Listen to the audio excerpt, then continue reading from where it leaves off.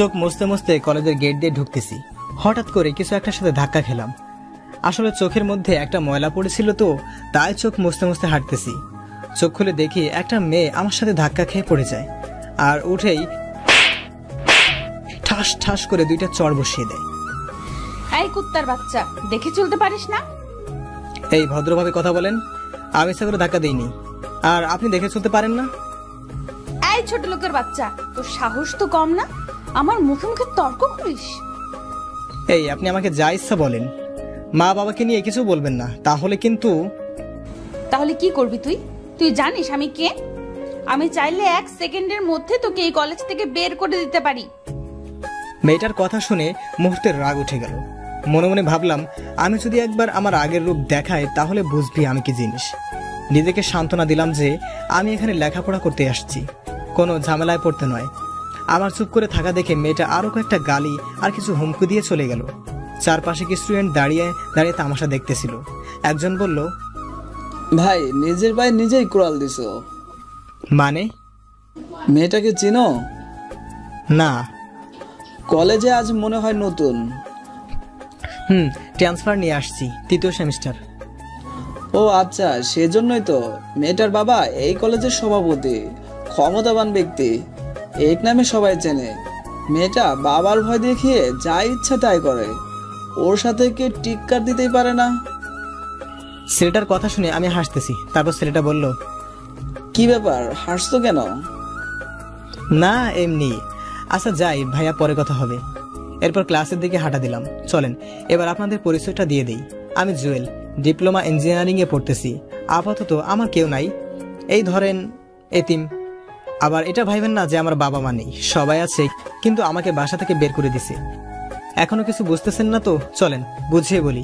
আমি ছিলাম বখাটে ছেলেদের লিডার। এমন কোনো খারাপ কাজ নেই যেটা আমি করিনি। মারামারি, রাজনীতি, এমনকি মাদকের ব্যবসাও করেছি। প্রতিদিন আমার নামে বাসায় বিচার আসতো। বাবা প্রতিদিন আমাকে অনেক বকাঝকা করতেন, কিন্তু কোনো লাভ হতো না। এভাবেই দিন যাচ্ছিল, আর বাবা আমার উপর দিন দিন ক্ষেপে কাঠ হয়ে যাচ্ছিল। একদিন আমার এক বন্ধু এক মেয়েকে প্রপোজ করে, কিন্তু বন্ধু বখাটে বলে মেয়েটা রিজেক্ট করে দেয়। তারপর আমরা মেয়েটার বাসায় গিয়ে ওর বাবাকে মেরে মেয়েটাকে বাসা থেকে উঠিয়ে নিয়ে আসি, কিন্তু ভুলবশত কারণে মেয়েটা পালিয়ে যায়। পরে আমাদের সবার নামে মামলা দেয়, সেজন্য বাবাকেও থানায় যেতে হয়। অনেক কষ্টে জরিমানা দিয়ে বাবা আমাকে বাসায় নিয়ে আসে। এরপর সবার সামনে ডান গালে একটা চড় বসিয়ে দিয়ে বলে, তোর মতো ছেলের দরকার নেই, আজ থেকে তুই এই বাসায় থাকতে পারবি না। আমি মনে করব আমার কোনো সন্তান ছিল না। তোর মতো কুলাঙ্গারকে জন্ম দিয়ে ভুল করেছি। বেরিয়ে যা এখন বাসা থেকে। যদি জীবনে কোনোদিন ভালো হতে পারিস তখন সামনে আসবি, আর না হলে আমি মরে গেলেও আসবি না। মা দাঁড়িয়ে দাঁড়িয়ে সবকিছু দেখতেছিল, কিছু বলার থাকলেও বলতে পারছে না, কারণ বাবার কথার উপর কথা বলার সাহস আম্মুর আজও হয়ে ওঠেনি। বাবার কথাগুলো সহ্য করতে না পেরে বাসা থেকে বের হয়ে গেলাম। সেদিন ভেবেছিলাম বাসা থেকে বের হয়ে গেলে ভালো থাকতে পারবো, কিন্তু না। যখন বাইরে চলে আসলাম দেখলাম আমার পাশে কেউ নাই। আমার রাজনীতি, গুন্ডামি, এলাকার বড় ভাই কেউ ছিল না। রাস্তার কুকুর পর্যন্ত আমাকে ঘৃণার চোখে দেখেছে। অনেকজনকে কল দিলাম, কেউই আমাকে সাহায্য করতে আসেনি। সেদিন রাতটা রাস্তার পাশে একটা ল্যাম্প পোস্টের নিচে কাটাই। আমি একা না, আমার পাশে কিছু কুকুরও ছিল। তখন বুঝলাম মাথার উপরে বাবার ছায়াটা কতটা গুরুত্বপূর্ণ। তখন সিদ্ধান্ত নিলাম যে ভালোভাবে পড়ালেখা করে মানুষের মতো মানুষ হয়ে বাবার সামনে গিয়ে দাঁড়াবো। আর আজ থেকে সব ধরনের রাজনীতি, গুন্ডামি বাদ দিয়ে দিলাম। সাধারণভাবে চলবো। কোনোদিন বিপদে পড়লেও আর এই লাইনে আসবো না। তারপর এক মামাতো ভাইয়ের সাহায্যে আগের কলেজ থেকে ট্রান্সফার নিয়ে এই কলেজে চলে আসলাম, এবং 2টা টিউশনই নিলাম। ওগুলো দিয়েই নিজের খরচ চালিয়ে যাচ্ছি। আর আজকেই প্রথম দিনই কি ঘটলো আপনারা তো দেখলেন। আপনাদের পরিচয় দিতে দিতে প্রিন্সিপালের রুমে চলে আসলাম। আসসালামু আলাইকুম স্যার, আসতে পারি? আসো, কি চাই? স্যার, আমাকে জাহিদ ভাই পাঠিয়েছে, আপনার সাথে কথা বলার জন্য বলেছে। ও আচ্ছা আচ্ছা, তোমার কথা আমাকে জুয়েল বলেছিল। কি যেন তোমার নাম? জি স্যার, জুয়েল। আচ্ছা ভালো। এখানে কোনো সমস্যা হলে তুমি আমাকে সরাসরি জানাবে, আর কোনো কিছু দরকার হলেও বলবে। জি স্যার, অবশ্যই। ওকে, এবার ক্লাসে যাও। ক্লাসরুম চেনো? না স্যার, নতুন তো, তাই চিনতে পারতেছি না। সমস্যা নেই, 3 তলার শেষের রুম। আর আমি অন্য স্যারদেরকে বলে দেবো তোমার কথা। সবার সাথে পরিচিত হয়ে নিও। যাও, ভালো করে লেখাপড়া করবে। ধন্যবাদ স্যার, আসসালামু আলাইকুম। তারপর অফিস থেকে বের হয়ে ক্লাসে গেলাম। সবাই অনেক চিল্লাচিল্লি করতেছিল, আমাকে দেখে সবাই ভূত দেখার মতো স্তব্ধ হয়ে গেল। আসলে হওয়ারই কথা, ওরা এতদিন ধরে ক্লাস করছে, আমাকে তো এর আগে দেখেনি। আমি গিয়ে পেছনের একটা টেবিলে গিয়ে বসলাম। আমার পাশের জন আমাকে জায়গা দিয়ে সরে গেল। এরপর মোবাইল টিপতেছি। আমিও কোনো কথা না বলে মাথা নিচু করে বসে আছি। বাম পাশে তাকিয়ে দেখি ওই মেয়েটা যার সাথে একটু আগে আমার কথা কাটাকাটি হয়েছে। তার মানে মেয়েটা আমার সাথেই পড়ে? দূর শালা, যেখানে বাঘের ভয় সেখানে সন্ধ্যা হয়। খেয়াল করে দেখলাম আমার দিকে রাগে দৃষ্টিতে তাকিয়ে আছে। একটু পর স্যার আসলো, সবাই উঠে দাঁড়ালো। আমি উঠলাম, স্যার আমাকে উদ্দেশ্য করে বলল, এই তুমি জুয়েল? জি স্যার।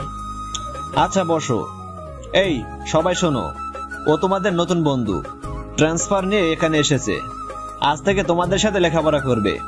ক্লাস শেষে সবাই পরিচিত হও। এখন বই নাও। এরপর ক্লাস শুরু হলো। মনোযোগ সহকারে ক্লাস করলাম। জীবনে প্রথম এত মনোযোগ দিয়ে ক্লাস করলাম, ভালোই লাগলো। ক্লাস শেষে আমার পাশে থাকা ছেলেটা একটা হাত বাড়িয়ে দিয়ে বলে, হাই, আমি হাকিম। হ্যালো, আমি জুয়েল। আগে কোথায় ছিলা? আগের ঠিকানা দিলাম। ও আচ্ছা, ভালো। একটা কথা বলতাম। বলো। ওই মেয়েটা, আরে ওর নাম তন্নি। এই ক্যাম্পাসে সব থেকে জেদি মেয়ে। কত ছেলে যে ওর হাতে থাপ্পড় খেয়েছে। ওর বাবার ক্ষমতা দেখিয়ে যে কোনো কাজ করে ফেলে। ওর কাছে যেও না। আরে না, এমনি জিজ্ঞেস করলাম। আচ্ছা ঠিক আছে, থাকো, আমি চলে যাচ্ছি। না আর ক্লাস করবে না? না, যে পার্কে বসে আছে তাই না গেলে সমস্যা? ওকে আচ্ছা ঠিক আছে, যাও। ওকে, পরে দেখা হবে। এরপর হাকিম চলে গেল। আমি একা একা বসে রইলাম। আরও একটা ক্লাস করলাম। বিরতির সময় আমি ঘাড় ঘোষাচ্ছি, এমন সময় পেছন থেকে কেউ একজন হাত ধরে টান দিল। তাকিয়ে দেখি একটা মেয়ে। আমি ফারিয়া। জি, আমি জুয়েল। ফ্রেন্ড? আমি কিছুক্ষণ চুপ করে দাঁড়িয়ে রইলাম। আসলে জীবনে কোনো মেয়ে আমার ফ্রেন্ড হতে চায়নি, না হওয়ারই কথা। বখাটে ছেলেদের কোনো মেয়েই পছন্দ করে না, কিন্তু সুন্দর মেয়েগুলোর কপালে বেশিরভাগ বখাটে ছেলেই থাকে। আমার এইভাবে চুপ থাকা দেখে ফারিয়া বলল, ওই মিস্টার, জাস্ট ফ্রেন্ডশিপ করতে চেয়েছি, বিয়ে করতে নয়। এত চিন্তা করার কি আছে? না সরি, ওকে ফ্রেন্ড। আচ্ছা, আজ থেকে একজন অন্যজনকে তুই করে বলবো। আপনি বা তুমি, এগুলো আমার পছন্দ না। আচ্ছা ঠিক আছে। চল এখন। কোথায়? ক্যান্টিনে। আমার বাকি ফ্রেন্ডদের সাথে তোর পরিচয় করিয়ে দিব। চলো। এরপর ক্যান্টিনে গেলাম। অনেক স্টুডেন্ট ওখানে বসে আছে। আমি ফারিয়ার পিছু পিছু হাঁটতেছি। একটা টেবিলের পাশে গিয়ে ফারিয়া বলল, গাইস, ওর হচ্ছে জুয়েল, আমাদের নতুন ফ্রেন্ড। তারপর সবাই পরিচয় দিতে লাগলো। হাই, আমি সানি। আমি আইমান। আমি সাদিয়া। আমিও আমার পরিচয় দিলাম। সাদিয়া বলল, আমাদের ফ্রেন্ডসদের মধ্যে আপনি বা তুমি চলে না, শুধু তুই চলে। আমরাও তোকে তুই বলবো, তুইও আমাদের তুই বলবি। আচ্ছা ঠিক আছে। এবার বল, কি খাবি? আপনারা যেটা খাবেন। ফারিয়া, ও মনে হয় আমাদের আপন করে নিতে পারেনি। এই, তুই করে বলার জন্য বলেছি না? আচ্ছা ঠিক আছে, তোরা যেটা খাবি সেটাই অর্ডার দে। আসলে ছেলে মেয়েগুলো যে এত মিশুক, এত ভালো মেন্টালিটি, ওদের সাথে না মিশলে হয়তো জানতামই না। একদিনে এত আপন করে নিল আমাকে, ভাবতেই ভালো লাগছে। হঠাৎ করে দেখলাম সেই ফালতু মেয়েটা আমার দিকে আসছে, চোখ মুখ লাল হয়ে আসে। আমার কাছে এসে পাশ কেটে চলে গেল, অন্য একটা টেবিলে গিয়ে বসলো। আরো কতগুলি মেয়ে ওর পাশে গিয়ে বসলো। কিছুক্ষণ ওরা নিজেরা নিজেদের কথা বলতে লাগলো। তারপর পুরো দল আমার কাছে আসলো। ওই কান ধর। কান ধরবে মানে? ও আমার ফ্রেন্ড ফাহিমকে চোখ মেরেছে। আমি তো পুরো টাসকে খেয়ে গেলাম।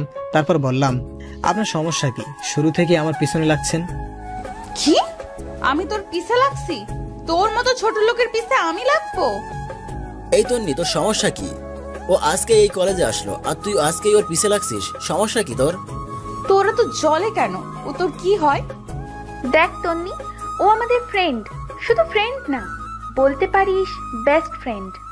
বাহ, প্রথম দিনেই বেস্ট ফ্রেন্ড, আর 2 দিন গেলে তো জামাই বানায় ফেলবি। হ্যাঁ বানাবো, তোর কোনো সমস্যা? যা এখান থেকে। ওই চল সবাই, এই ছোট লোকের বাচ্চাকে পরে মজা বোঝাবো। সবাই চলে গেল। রাগে মাথায় রক্ত উঠে গেল। শালা বারবার ইচ্ছা করছে আগের রূপে সে 1 ঘন্টার জন্য ফিরে যাই আর দেখিয়ে দিই আমি কি জিনিস, ছোট নাকি অন্য কিছু দেখিয়ে দিই। আমার চুপ থাকা দেখে সাদিয়া বলল, কি রে, তোর সাথে তন্নির আগে কিছু হয়েছে? পুরো ঘটনাটা বললাম।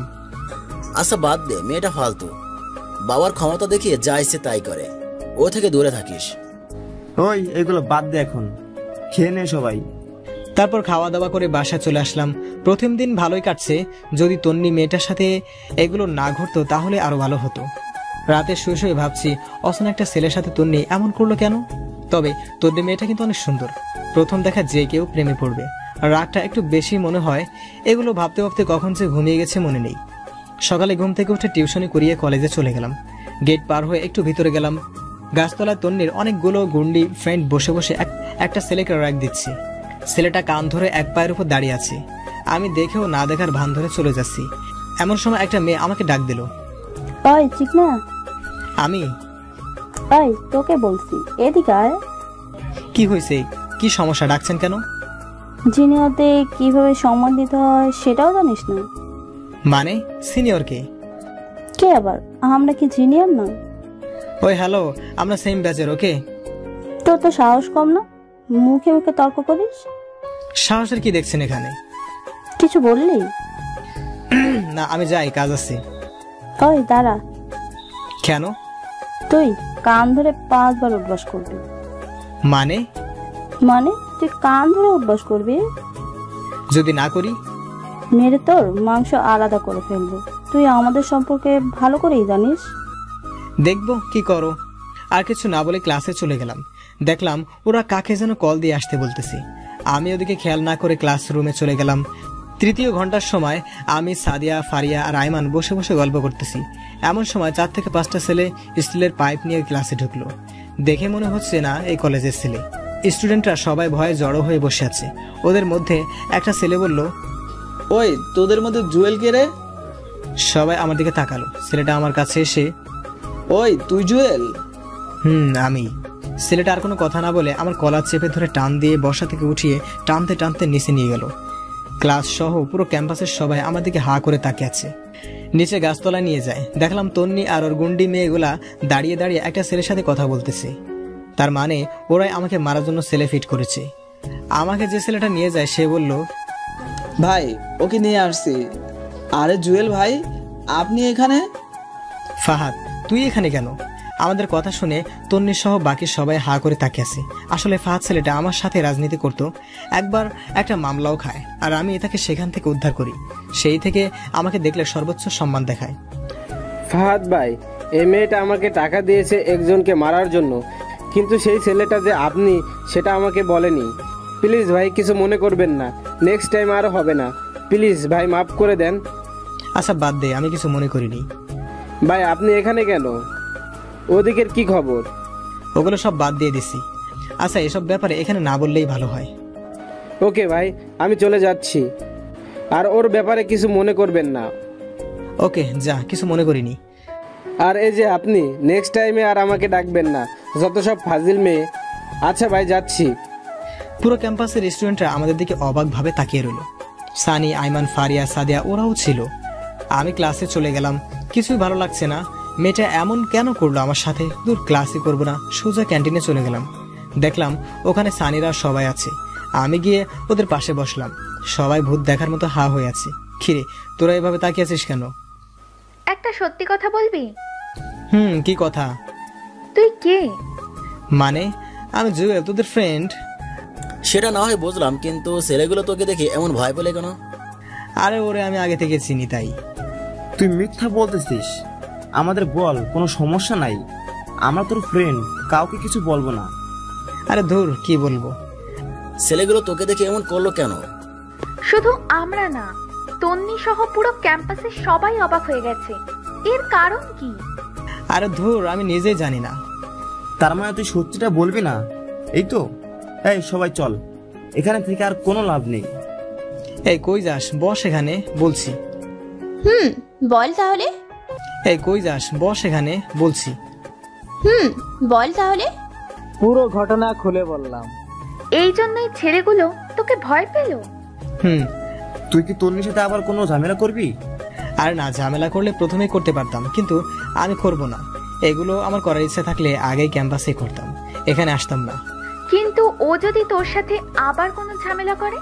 করলে করুক, বাট আমি কিছু করব না। ঝামেলা কেন করবে? আমরা কি মরে গেছি নাকি?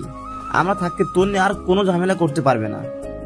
ঠিক বলছিস বন্ধু, যা হয়েছে বাদ দে, আমরা আছি, তুই টেনশন করিস না। সেদিন ওদের সাথে আড্ডা দিয়ে বাসা চলে আসলাম। রাতে বসে বসে ভাবতেছি, আমার জন্ম হলো কি শুধু ঝামেলায় পড়ার জন্যে? যাও, সবকিছু ছেড়ে একটু ভালো হতে চেয়েছি, সেটাও সম্ভব হচ্ছে না। তারপর খেয়ে দিয়ে ঘুমিয়ে পড়লাম। সকালবেলা ঘুম থেকে উঠে ফ্রেশ হয়ে আবার কলেজে গেলাম। ক্লাসে গিয়ে সবার সাথে আড্ডা দিচ্ছি, এমন সময় তন্নি মেয়েটা আসলো। ছেলেদের মতো শার্ট প্যান্ট পরে এসেই আমাদেরকে রাগী দৃষ্টিতে তাকিয়ে রইল। আমি ওর দিকে না তাকিয়ে আবার আড্ডা দিতে শুরু করলাম। ক্লাস শেষ করে ক্যান্টিনের দিকে যাচ্ছি, এমন সময় তন্নি গুন্ডি ফ্রেন্ডগুলো এসে আমাকে ঘিরে ধরলো। কিরে হিরো, কই যাস? দেখেন, আপনাদের সাথে আমি কথা বলতে চাই না, সো আপনারা আপনাদের মতো থাকেন আর আমাকে আমার মতো থাকতে দেন। আরে তোর মতো ছোট লোক আমাদের সাথে কি কথা বলবে? ওর কোনো যোগ্যতা আছে আমাদের সাথে কথা বলার? মাথায় রক্ত উঠে গেল। নিজের রাগকে কন্ট্রোল করে আর কোনো কথা না বলে সোজা হাঁটা দিলাম। এমন সময় তন্নি অন্য পাশ থেকে আমার সামনে এসে দাঁড়ালো। কি রে ছোট লোক, কই যাস? দাঁড়া এখানে। আপনার সমস্যা কি? আমার সমস্যা তুই, তোকে দেখলেই আমার গা জ্বলে। ডাক্তার দেখান, আপনার মনে হয় চুলকানি হয়েছে। তুই কি ভাবছিস কাল ছেলেটার হাত থেকে বেঁচে গেছিস বলে আমিও তোকে ভয় পেয়ে যাব? No, never. তুই শুধু দেখ আমি তোর কি হাল করি। যা পারেন করেন, এখন সরেন সামনে থেকে। তারপর সোজা ক্যান্টিনে চলে গেলাম। সানিদের সাথে আড্ডা দিয়ে বাসার দিকে হাঁটা দিলাম। কিছু দূর যাওয়ার পর একটা ছেলে আমার পিছু নিল। খেয়াল করলাম ছেলেটা আমাকে ফলো করছে। আর একটু সামনে যাওয়ার পর আরো একটা ছেলে গলির থেকে বের হয়ে ওই ছেলেটার সাথে হাঁটতে লাগলো। এভাবে মোট 5 জন ছেলে আমার পিছু নিল। আমি তাড়াতাড়ি হাঁটা শুরু করলাম, ওরাও তাড়াতাড়ি হাঁটা শুরু করলো। একটু পর একটা ছেলে আমাকে পেছন থেকে ডাক দেয়, ওই সাদা শার্ট দাঁড়া। আমি পেছনে তাকাতেই দেখি প্রথমে সেই ছেলেটা আমাকে ডাক দেয়। জি, আমাকে বলছেন? তো এখানে কি তোর বাপ আছে যে তোকে বাপ ডাক দিবে? মাথা পুরো খারাপ হয়ে গেল। ইচ্ছা করছে একটা ঘুষি দিয়ে নাক ফাটিয়ে দেই। রাগে কন্ট্রোল করে বললাম, বলেন কি বলবেন? তোর কাছে আগুন আছে? জি না, আমি আগুন রাখি না। ওই বেটা, রাখিস না কেন রে? জানিস না আমাদের আগুন লাগবে? আপনাদের এত আগুনের দরকার হলে নিজেরাই তো সাথে রাখতে পারেন, অন্যের কাছে হাত পাতার কি দরকার? ওই কি রাখবো কি রাখবো না সেটা কি তোর কাছ থেকে শিখতে হবে? কথা বল। ছেলেটা আমাকে ধাক্কা দিতে লাগলো। কি ব্যাপার, আপনি গায়ে হাত দিচ্ছেন কেন? ছেলেগুলো আমাকে চারপাশে ঘিরে ফেললো। 2টা ছেলে হঠাৎ করে আমার হাত 2টা ধরে ফেললো। বাকি 3 জন ইচ্ছামতো মারতে শুরু করলো। আমি চাইলে ওদের সাথে পেরে উঠতে পারছি না, তাই একটা ছেলে আমার মাথা জোরে একটা আঘাত করে। তারপর আর কিছু মনে নেই। যখন জ্ঞান ফিরলো নিজেকে হাসপাতালে আবিষ্কার করলাম। দেখলাম সানি, আয়মান আর ফারিয়া আমার পাশে বসে আছে, আমার মাথায় ব্যান্ডেজ করা। কিরে তোরা এখানে? এখন কেমন লাগছে তোর? ভালোই, তোদের কি অবস্থা বল? আমরা ঠিক আছি। বল তোর এই অবস্থা কে করলো? এই আয়মান, তুই পাগল?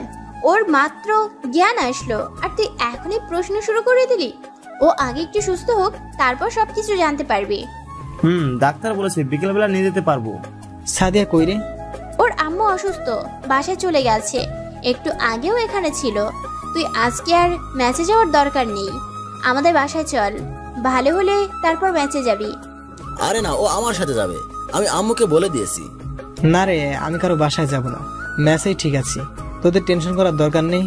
তোরা বরং এখন যা, পারলে বিকেল বেলা আসিস, আর না পারলে আসার দরকার নেই, আমি বাসায় যেতে পারবো। আরে মাথা খারাপ নাকি? তোকে এভাবে রেখে যাবো না। এই ফারিয়া, তুই মেয়ে মানুষ, বাসায় বকাঝকা করবে। তুই বরং বাসায় চলে যা, আমরা জুয়েলকে বাসায় দিয়ে এসে তারপর যাব। আচ্ছা ঠিক আছে, কোনো দরকার হলে কল দিস। ওকে, যা তাহলে, কাল ক্যাম্পাসে আসলে দেখা হবে। এরপর ফারিয়া চলে যায়। সানি আর আয়মান বিকেল পর্যন্ত আমার সাথেই ছিল। বিকেলবেলা আবার ম্যাচে ফিরে গেলাম। এখন মোটামুটি ভালো লাগছে। এভাবে প্রায় 1 সপ্তাহ কেটে যায়। সানি আয়মান সময় পেলে এসে দেখা করে যায়। সাদিয়া ফারিয়াও কয়েকবার আসছিল আর নিয়মিত গ্রুপে কথা হয়। 1 সপ্তাহ পর কলেজে যাওয়ার জন্য রেডি হলাম। সানি আর আয়মান আমার সাথেই গেল। ভিতরে গেলাম, দেখলাম ফারিয়া আর সাদিয়া। চল ক্লাসে যাই। অনেকদিন ক্লাস করিনি। আরে আজব, তোরা তো প্রতিদিনই কলেজে আসিস, তাহলে ক্লাস করিসনি কেন? আরে বেটা, তোরে ছাড়া ক্লাস করে কোনো মজা আছে? চল ক্লাসে চল। চল। আচ্ছা শোন, 2টো ক্লাস করে চলে আসবো। কেন? আজকে একটু ঘুরতে যাব, অনেকদিন কোথাও ঘুরতে যাই না। আচ্ছা দেখা যাবে, এখন চল। 3য় তলায় ওঠার সাথে সাথে দেখলাম ওই গন্ডি তন্নি মেয়েটা আর ফালতু বান্ধবীগুলোর সাথে দাঁড়িয়ে দাঁড়িয়ে হাসাহাসি করতেছে। আমাকে দেখে এগিয়ে আসলো। কিরে, তুই এখনো বেঁচে আছিস? আমি তো ভাবছি সেদিনেই মরে গেছিস। ওই তোর সমস্যা কি রে? তুই ওর সাথে এমন করলি কেন? ভাগ্যিস সেদিন আমরা ছিলাম না, তাহলে দেখতি। তন্নির সাথে সাথে সানির কলার চেপে ধরে তারপর বলে, কি দেখাতি তুই? ডানা গজাইছে তাই না? বেশি পাকনামি করলে আজই টিসি লাথে দিয়ে কলেজ থেকে বের করে দিব। দেখি তোর কোন বাপ আমার কি করতে পারে। এই তোর বাবা কলেজের সভাপতি বলে যা ইচ্ছে তাই করবি নাকি? তুই চুপ থাক শালা ফালতু। তন্নি, তুই কিন্তু বেশি করে ফেলছিস। এই কলেজে আমরাও বেতন দিয়ে পড়ালেখা করি, তোর বাবার টাকায় পড়ি না। সো কথাবার্তা ঠিক করে বলবি। ওই এই ছোট লোকের বাচ্চার জন্য তোদের এত দরদ কেন? ও ছোট লোক হোক আর যাই হোক, ও আমাদের ফ্রেন্ড। আর ওর বাবা তোর 14 গোষ্ঠীকে কিনতে পারবে।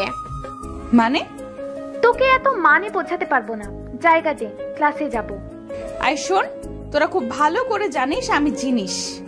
সো এখনো সময় আছে, ওই ছোট লোকের বাচ্চার সাথে আর মিশবি না।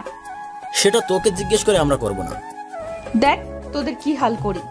একটা তো একটুর জন্য বেঁচে গেল, তোরা কি করে বাঁচিস সেটা আমি খুব ভালো করে দেখব। যা পারিস কর।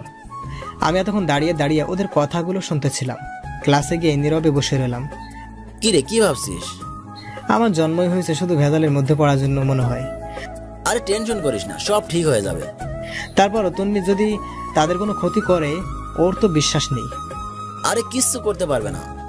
তারপরও একটু পর স্যার আসলো, এসে প্রি টেস্ট পরীক্ষার কথা জানিয়ে দিয়ে গেল। 1 সপ্তাহ পর পরীক্ষা। স্যার চলে যাওয়ার পর ক্যান্টিনে গিয়ে নাস্তা করে বাসায় চলে আসলাম। বাকিরাও সবাই চলে যায়। এই 1 সপ্তাহ আর ক্যাম্পাসে যায়নি। যদি তন্নি মেয়েটা কোনো ঝামেলা করে পরে দেখা যাবে এই পরীক্ষাটা মিস হয়ে যাবে, তার চেয়ে ভালো কলেজে না যাওয়াটাই উত্তম। সানি আর আইমানের সাথে বিকেলবেলা বসে বসে আড্ডা দিতাম। দেখতে দেখতে পরীক্ষার দিন চলে আসলো। রেডি হয়ে কলেজে চলে গেলাম। গেটের সামনে আমানের সাথে দেখা। কি রে, আসছিস? আমি তোর জন্য দাঁড়িয়ে আছি। বাকিরা কোথায়? ওরাও ছিল, আমি পাঠিয়ে দিয়েছি। ও আচ্ছা, চল হলরুমে যাই। হলরুমে গেলাম। সানিকে দেখলাম এক দৃষ্টিতে সাদিয়ার দিকে তাকিয়ে আছে। আমি গিয়ে ওর কাঁধে হাত দিলাম। খিরে, কি দেখোস? আরে মামা, চলে আসছিস? ওদিকে কি দেখোস? সাদিয়াকে নাকি পাশেরটাকে? আরে না, তোরা আসছিস না দেখে ওদিকে তাকিয়ে রইলাম আর কি। বুঝি সব বুঝি। ফ্রেন্ড হয় আমাদের, ভুলেও অন্য চিন্তা করিস না। পরে দেখবি ফ্রেন্ডশিপটাই নষ্ট হয়ে গেছে। তুই শালা এক লাইন বেশি বুঝিস। আচ্ছা বাদ দে, ভিতরে চল। চল। ভিতরে গিয়ে সিট নাম্বার খুঁজতে লাগলাম। অবশেষে মাঝখানে একটা টেবিলে আমার সিট পড়লো। আমার পাশে দেখি তন্নের সিট।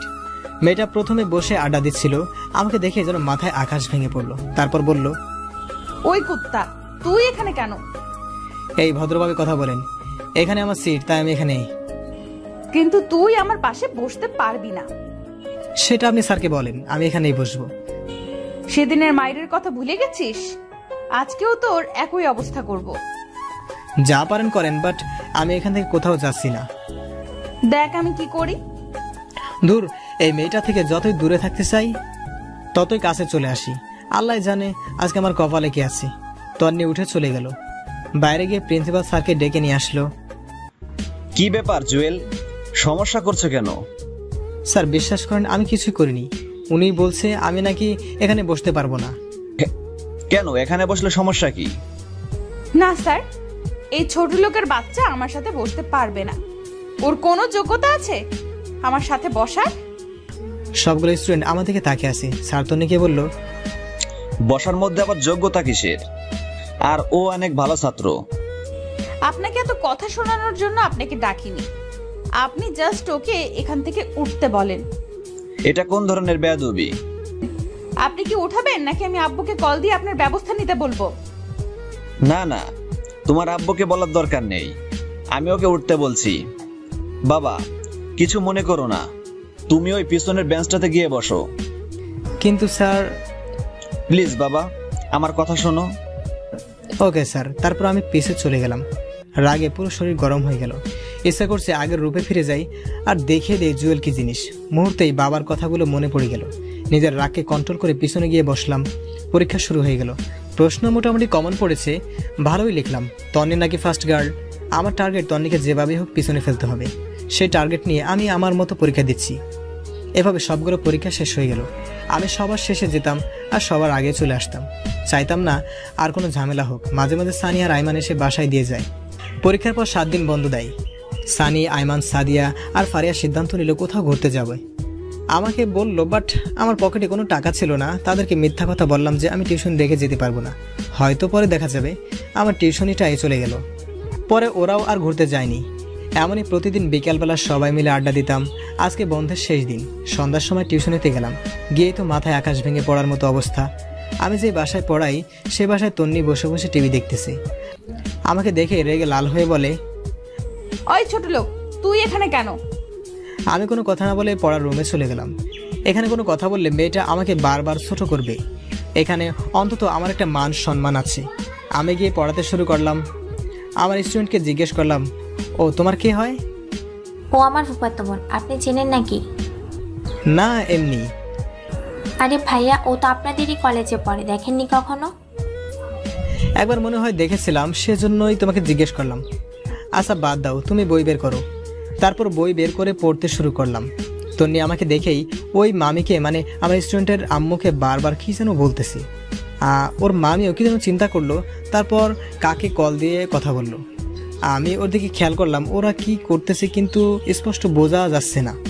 আমি পড়ানো শেষ করে বাইরে চলে যাব, এমন সময় স্টুডেন্টের আম্মু এসে আমাকে বলে, এই নাও। কি এখানে আন্টি? তোমার এই মাসের বেতন। কিন্তু আন্টি, আমার তো এখনো মাস শেষ হয়নি।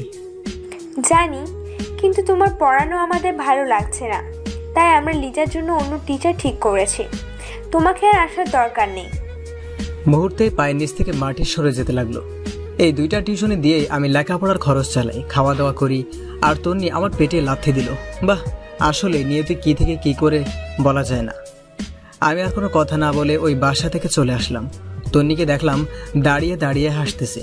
ফকিন্নি, তোরে যদি কোনো জায়গা মতো পায় তখন বোঝাবো জুয়েল কি জিনিস। আপাতত এই শহর, এই ক্যাম্পাসে নতুন, তাই কিছু করছি না। নিজের ফাউন্ডেশনটা ঠিক করে নিই, তারপর দেখবি। পরের দিন কলেজ খুললো, কিন্তু গেলাম না। কেমন যেন বিরক্ত লাগছে। সানি, আইমান অনেকবার কল দিয়েছে, ধরিনি। রাস্তা বের হলাম। যদি 2 থেকে 1টা টিউশনি পাই তাহলে আপাতত চিন্তাটা কমবে। কিন্তু এই নিষ্ঠুর শহরে কোনো কিছু সহজে পাওয়া যায় না। মাথার উপর বাবার ছাদ যে কি জিনিস এখন হাড়ে হাড়ে টের পাচ্ছি। ইচ্ছে করছে আবার আব্বু আম্মুর কাছে ফিরে যাই, কিন্তু সেটা অসম্ভব। আমি যে কাজগুলো করেছি সেগুলোর জন্য আব্বু আম্মু জীবনও আমাকে ক্ষমা করবে না। সেদিন বাসায় এসে খাওয়া দাওয়া না করেই ঘুমিয়ে গেলাম। ঘুম থেকে উঠে দেখি ফারিয়া কয়েকবার কল দিয়েছে। আমি ব্যাক করলাম। কিরে, কি অবস্থা? ওই হারামি, কল ধরিস না কেন? সরি রে, ঘুমেছিলাম। বল, কি হয়েছে? কালকে ক্যাম্পাসে আসিসনি কেন? কালকে তোকে স্যাররা অনেক খুঁজছিল। কেন? আমি আবার কি করলাম? আগে বল, ট্রিট দিবি? আচ্ছা বাবা, দিব। এখন বল, কি হয়েছে? তুই আমাদের ডিপার্টমেন্টের মধ্যে ফার্স্ট হয়েছিস। কনগ্রাচুলেশন দোস্ত। আরে কি বলিস, সত্যি নাকি? তোর কি মনে হয় আমি মিথ্যা বলছি? আচ্ছা ঠিক আছে, তোরা ক্যাম্পাসে থাক, আমি আসতেছি। তাড়াতাড়ি রেডি হয়ে কলেজে চলে গেলাম। মনের মধ্যে অন্যরকম একটা আনন্দ বয়ে যাচ্ছে। তন্নিশালী এবার ঠেলা বোস। বাবার সভাপতি আর নিজে একটু মেধাবী হওয়ার কারণে যা ইচ্ছা তাই বলেছিস আমাকে। এবার তোকে বোঝাবো আমি কি জিনিস। কলেজে চলে গেলাম, সবাই ছিল। আমি গিয়ে ওদের সাথে হাত মিলালাম। বাকি যারা আছে সবাই এসে কথা বলে গেল। নিজের কাছেও ভালো লাগছে। আইমানকে দেখলাম একদম হিরো সেজে এসেছে। আমি গিয়ে জিজ্ঞেস করলাম, কিরে আজ কেমন সাজুগুজু, ঘটনা কি? আয় মানবো, দাঁড়া একটু পরে বলছি। এখন বললে সমস্যা কি? সাদিয়া আর ফারিয়া চলে যাক। ওরা সহজেই যাবে না। তুই বরং এক কাজ কর, পুকুর পাড়ে চলে যা। আমি সানিকে নিয়ে আসতেছি। ওকে। পরে আমি সানিকে সিস্টেম করে পুকুর পাড়ে চলে গেলাম। এবার বল, কি হয়েছে? কিভাবে যে বলি? ওই শালা, আমার কি তো শ্বশুর লাগে যে লজ্জা পাচ্ছিস? বল, কি বলবি? পরে আমি সানিকে সিস্টেম করে পুকুর পাড়ে চলে গেলাম। এবার বল, কি হয়েছে? কিভাবে যে বলি? ওই শালা, আমার কি তো শ্বশুর লাগে যে লজ্জা পাচ্ছিস? বল, কি বলবি? দোস্ত, সাদিয়াকে আমি ভালোবাসি, একটু সিস্টেম করে দে না। কোন সাদিয়া? আমাদের বন্ধু সাদিয়া। কি, তুই আর মেয়ে পেলি না? আরে কি করব বল, সেই প্রথম থেকে ওকে ভালোবাসি, কিন্তু বলতে পারছি না। যদি ফ্রেন্ডশিপ নষ্ট করে দেয় তাই। তোরা না করলে কে করবে বল? আচ্ছা, টেনশন করার দরকার নেই, দেখি কি করা যায়। আজকে বলে দে। আরে আজকে না, সময় করে। আচ্ছা কয়েকদিন পর তো ওর জন্মদিন, সেই দিন না হয় করে দিস, আমি শিখিয়ে দেব। থ্যাঙ্কস দোস্ত। এখন থ্যাঙ্কস দেওয়ার কোনো দরকার নেই, যখন কাজ হবে তখন দিস। এখন চল বাইরে যাই। চল, ওরা বসে আছে। তারপর বাইরে চলে আসলাম। বাইরে এসে আমি, সানি, আইমান, সাদিয়া আর ফারিয়া বসে বসে আড্ডা দিচ্ছি। এমন সময় তোর নেতার পুরো গ্যাং নিয়ে আমাদের সামনে আসলো। এসেই আমার কলার চেপে ধরলো। খুব হিরো হয়ে গেছিস না? তুই এই ক্যাম্পাস ছেড়ে চলে যাবি। যদি না যাই কি করবি তুই? ওই তুই চুপ থাক, তোর মতো ফালতুর সাথে কথা নাই। এই তোর সমস্যা কি? সবসময় গুন্ডামি মাস্তানি ছাড়া আর কোনো কাজ নেই তোর? দাঁড়া, তোরও ব্যবস্থা নিতেছি। খুব পাখা গজিয়েছে তাই না? ওই তোকে যেন দ্বিতীয়বার আমি না দেখি। কি করবি দেখলেই? তোর তো সাহস কম না, তুই আমার মুখে মুখে তর্ক করিস। দেখ এবার আমি কি করি। আরে যা যা যা পারিস কর, আমার চুলও ছিঁড়তে পারবি না। দেখবি কি করি, এখনো সময় আছে, চলে যা। ধুর, মেজাজটাই খারাপ করে দিল। না, আর এখানে থাকবো না। আমার জন্য আমার বন্ধুদেরও সমস্যা হতে পারে। আয়মান আর সাদিয়ার রিলেশনটাই করে দিয়ে চলে যাব। কলেজ শেষ করে চলে যাচ্ছি, এমন সময় একটা ছেলে আমাকে পেছন থেকে ডাক দেয়। আমি পেছনে তাকাতেই দেখি সেদিনের সেই ছেলেটা, যে প্রথম আমার গায়ে আঘাত দিয়েছিল। কি ভাই, সমস্যা কি আপনার? সেদিনের মায়ের কথা তোর মনে নেই? সেদিনের মায়ের তোর কি পেট ভরেনি? মানে আজকেও তোর মারার জন্য টাকা দিয়েছে। তুই এখন বল তোকে কি করব? তো মারেন, টাকা যেহেতু খেয়েছেন তো মারেন। মনে রাখবেন, বিনা অন্যায় কাউকে আঘাত করলে সেটার ফল আপনিও পাবেন। আচ্ছা শোন, আজকে তোকে ছেড়ে দিলাম, কিন্তু একটা শর্ত আছে। কি শর্ত? তোকে এই ক্যাম্পাস থেকে চলে যেতে হবে, আর 1 সেকেন্ডও থাকতে পারবি না। মানে? কিছু বললি না কেন? তুই ওকে, চলে যাব। আপনার ম্যাডামকে বলবেন শান্তিতে থাকতে। তুই গেলেই তো উনি শান্তিতে থাকবে। আমি আর কোনো কথা না বলে বাসার দিকে হাঁটা দিলাম। চিন্তা করলাম আর না থাকায় বেটার হবে। আয়মান যে সাদিয়াকে প্রপোজ করে বলেছিল সেটার কি হবে? দূর, যা হবার হবে। আগে ওদের দুজনকে মিলিয়ে দিয়ে যায়। কিন্তু সাদিয়ার বার্থডে তো আর কয়েকদিন পর। এই কয়েকদিন ক্যাম্পাসে গেলে ছেলেগুলো আবার আক্রমণ করবে। এবার আক্রমণ করলে আর বেঁচে থাকবো মনে হয় না। তার চেয়ে বেটার এই কয়েকদিন ক্যাম্পাসেই যাব না। এভাবে কয়েকদিন চলে গেল। সানি, আয়মান বারবার কল দিয়ে কারণ জানতে চাইলো। আমি অসুস্থ বলে কাটিয়ে দিলাম। অবশেষে সাদিয়ার বার্থডে চলে আসলো। আগামীকাল সাদিয়ার বার্থডে। আজকে থেকে সবাই মিলে প্রিপারেশন নেওয়া শুরু করলাম কিভাবে কি করব।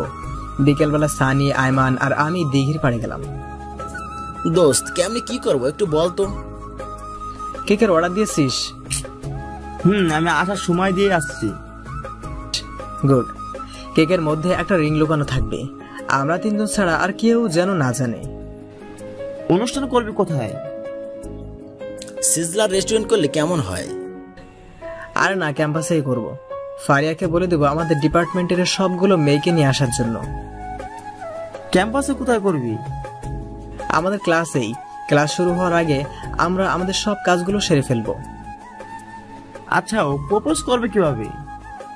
বলছি, আয়মান শোন। বল। এই স্টাইলে প্রপোজ করবি। আচ্ছা, সাদিয়া যদি রাজি না হয়? সেটা পরে দেখা যাবে, আগে প্রপোজ তো কর। একটা কাব্য মুখস্থ করতে বললাম।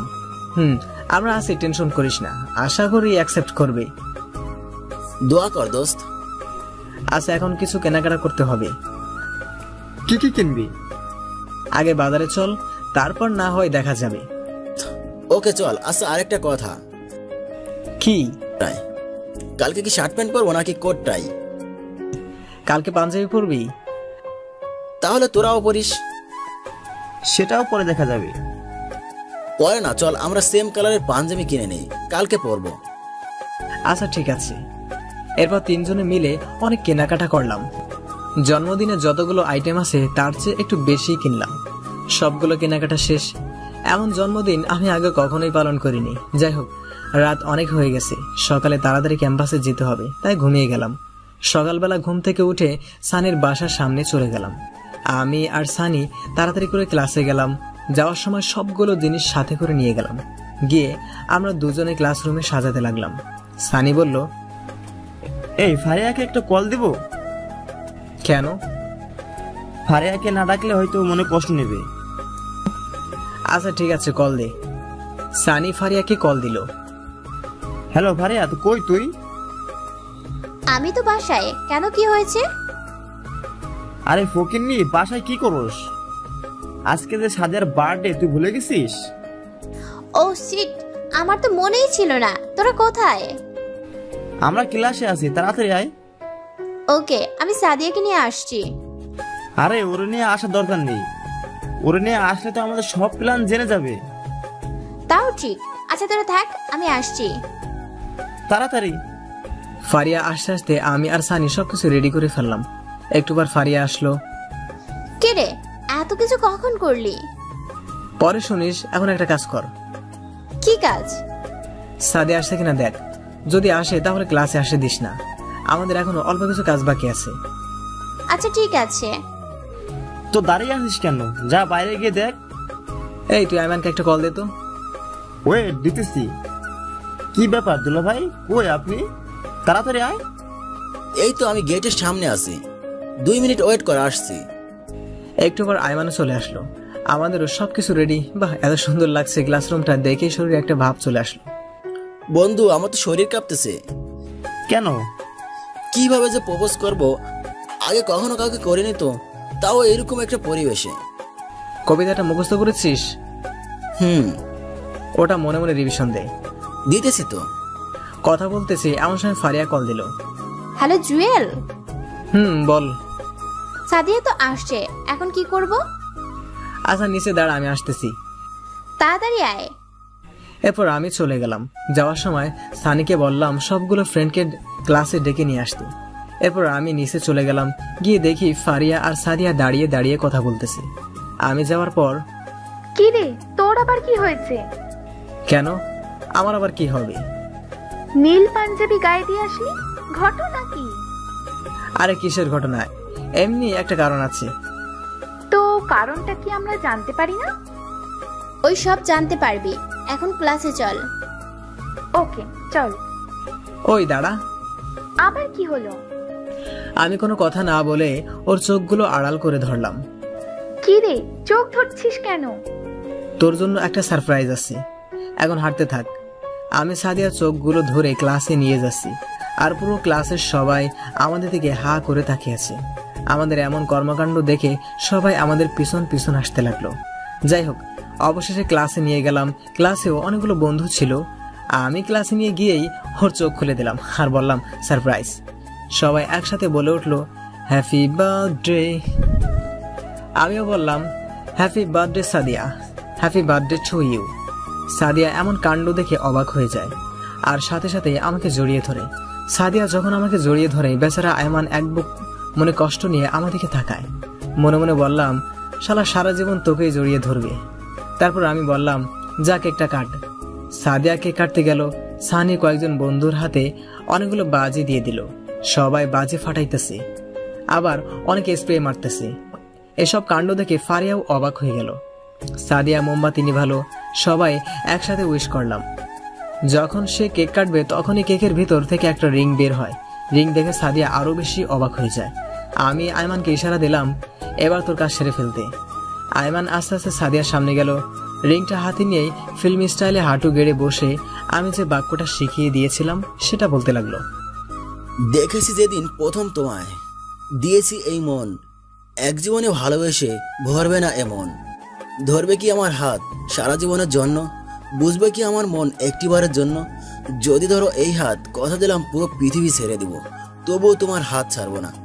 সাদিয়া, আমি তোকে ভালোবাসি, নিজের চাইতেও বেশি ভালোবাসি। আমি সারা জীবন তোর সাথেই কাটাতে চাই। I love you Sadia. কথাগুলো বলে আয়মান নিচের দিকেই তাকিয়ে আছে, ডান হাতে রিংটি বাড়িয়ে দিয়ে। সাদিয়া গলা শুকিয়ে গেল মনে হয়, বারবার এদিক ওদিক তাকাচ্ছে। আর আমাদেরকে তাকাতেই আমি ইশারায় অ্যাকসেপ্ট করতে বললাম। সানিও বলল। এরপর ফারিয়ার দিকে তাকালো, সেও কিছুক্ষণ চুপ থেকে তারপর হ্যাঁ সূচক মাথা নাড়লো। সাদিয়া কিছুক্ষণ চুপ থেকে কি যেন ভাবলো, তারপর নিজের হাত বাড়িয়ে দিল। আয়মান খুশিতে রিংটা পরিয়ে দিল। ক্লাসের সকল বন্ধু একসাথে তালি বাজাতে শুরু করলো। এরপর কেক কাটলো, আমরা একে অন্যকে খাইয়ে দিলাম। পরে একজন অন্যজনের মুখে কেক মেখে দিলাম। তারপর সবাই মিলে ছবি তুলতে লাগলাম। এমন সময় তন্নি মেয়েটা ক্লাসে আসলো। এসব কর্মকাণ্ড দেখেই রাগে লাল হয়ে গেল। আমার দিকে চোখ বড় বড় করে তাকাতে লাগলো। দেখে মনে হচ্ছে আমি তার অনেক সম্পদ লুট করে নিয়ে আসছি। তারপর কি যেন চিন্তা করে আবার ক্লাসের বাইরে চলে গেল। তন্নিকে দেখে আমারও কেমন যেন একটা টেনশন চলে আসলো। আল্লাহ জানে আজকে আবার কি করে। যাই হোক, সবকিছু শেষ। আমরা সবাই কলেজ থেকে বের হয়ে গেটের সামনে গেলাম। দেখলাম একটা পুলিশের গাড়ি। আমরা গেট পার হয়ে বাইরে আসতে একটা পুলিশ আমার কলার চেপে ধরে বলল, ওই তোর নাম জুয়েল? জি। চল তাহলে। কোথায়? শ্বশুর বাড়ি। আমার অপরাধ? বাহ, শ্বশুর বাড়ি কি জিনিস তাহলে বুঝে গেছিস। অপরাধ কি সেটা থানায় গেলেই বুঝতে পারবি। স্যার, আপনি বিনা কারণে ওকে নিয়ে যেতে পারেন না। আগে কারণটা তো বলে যাবেন। ওই তোরা চুপ থাক, তোদের ব্যবস্থা নিচ্ছি। আর আগে এই হালারে একটু দেখে নেই। একথা বলে আমার কলার চেপে ধরে গাড়িতে তুললো। কোনো কিছু বুঝে ওঠার আগেই থানায় নিয়ে গেল। থানার ভিতরে নিয়ে গিয়ে আমার হাত দুটো বেঁধে ইচ্ছা মতো পেটাতে লাগলো। একটু পর থানার বড় স্যার আসলো। স্যার দেখেন না, ওরা আমাকে বিনা অপরাধে নিয়ে এসেছে, মারধর করতেছে। কেন, রিপ্রেজেন্ট করার সময় এই কথা মনে ছিল না? মানে? আসছে আমার ধোয়া তুলসীর পাতা, এখন সবকিছু জেনেও না জানার ভান ধরেছে। স্যার আমি সত্যি বলছি, আমি কিছুই করিনি। চুপ কর। তুই জাহিদ সাহেবের মেয়ের সাথে রিপ্রেজেন্ট করিসনি? আজকে সকালে তো ওর গায়ে হাত দিয়েছিস। ও তোর নামে মামলা করে গেছে। তার উপর জাহিদ সাহেবও রেগে আগুন। স্যার বিশ্বাস করেন, আমি কিছুই করিনি, ও মিথ্যা বলছে। আমরা তো কচি খোকা, কিছুই বুঝি না। এত ছেলে থাকতে তোর নামে কেন বিচার দিল? নিশ্চয় তোর ভিতর কোনো ঘাবলা আছে। স্যার আমি সত্যি বলছি। চুপ কর শালা। এই কনস্টেবল ওরা হাত পা বেঁধে ইচ্ছা মতো পিটাও। ওর মুখ দিয়ে সত্য কথা বের করেই ছাড়বে। Okay sir. তারপর দুইটা পুলিশ এসে আমাকে বেঁধে পিটাইতে শুরু করলো। এতবার বলছি আমি কিছুই করিনি, তবুও কেউ আমার কথাই শুনলো না। মার খেয়ে মুখ দিয়ে রক্ত বের হতে শুরু করলো। আমার এমন অবস্থা হয়েছে যে ঠিক করে দাঁড়াতেও পারছি না। এভাবে 3টা দিন কেটে গেল। এই 3 দিন অনেকবার আমাকে বলাতে চেয়েছিল যে আমি এই প্রিজিং করেছি, বাট আমি স্বীকার করিনি। পরের দিন সকালবেলা সানি আর আয়মান একটা উকিল সাথে করে নিয়ে আসলো। তারপর জামিন নিয়ে আমাকে বের করলো। কে তোর এই অবস্থা কেন?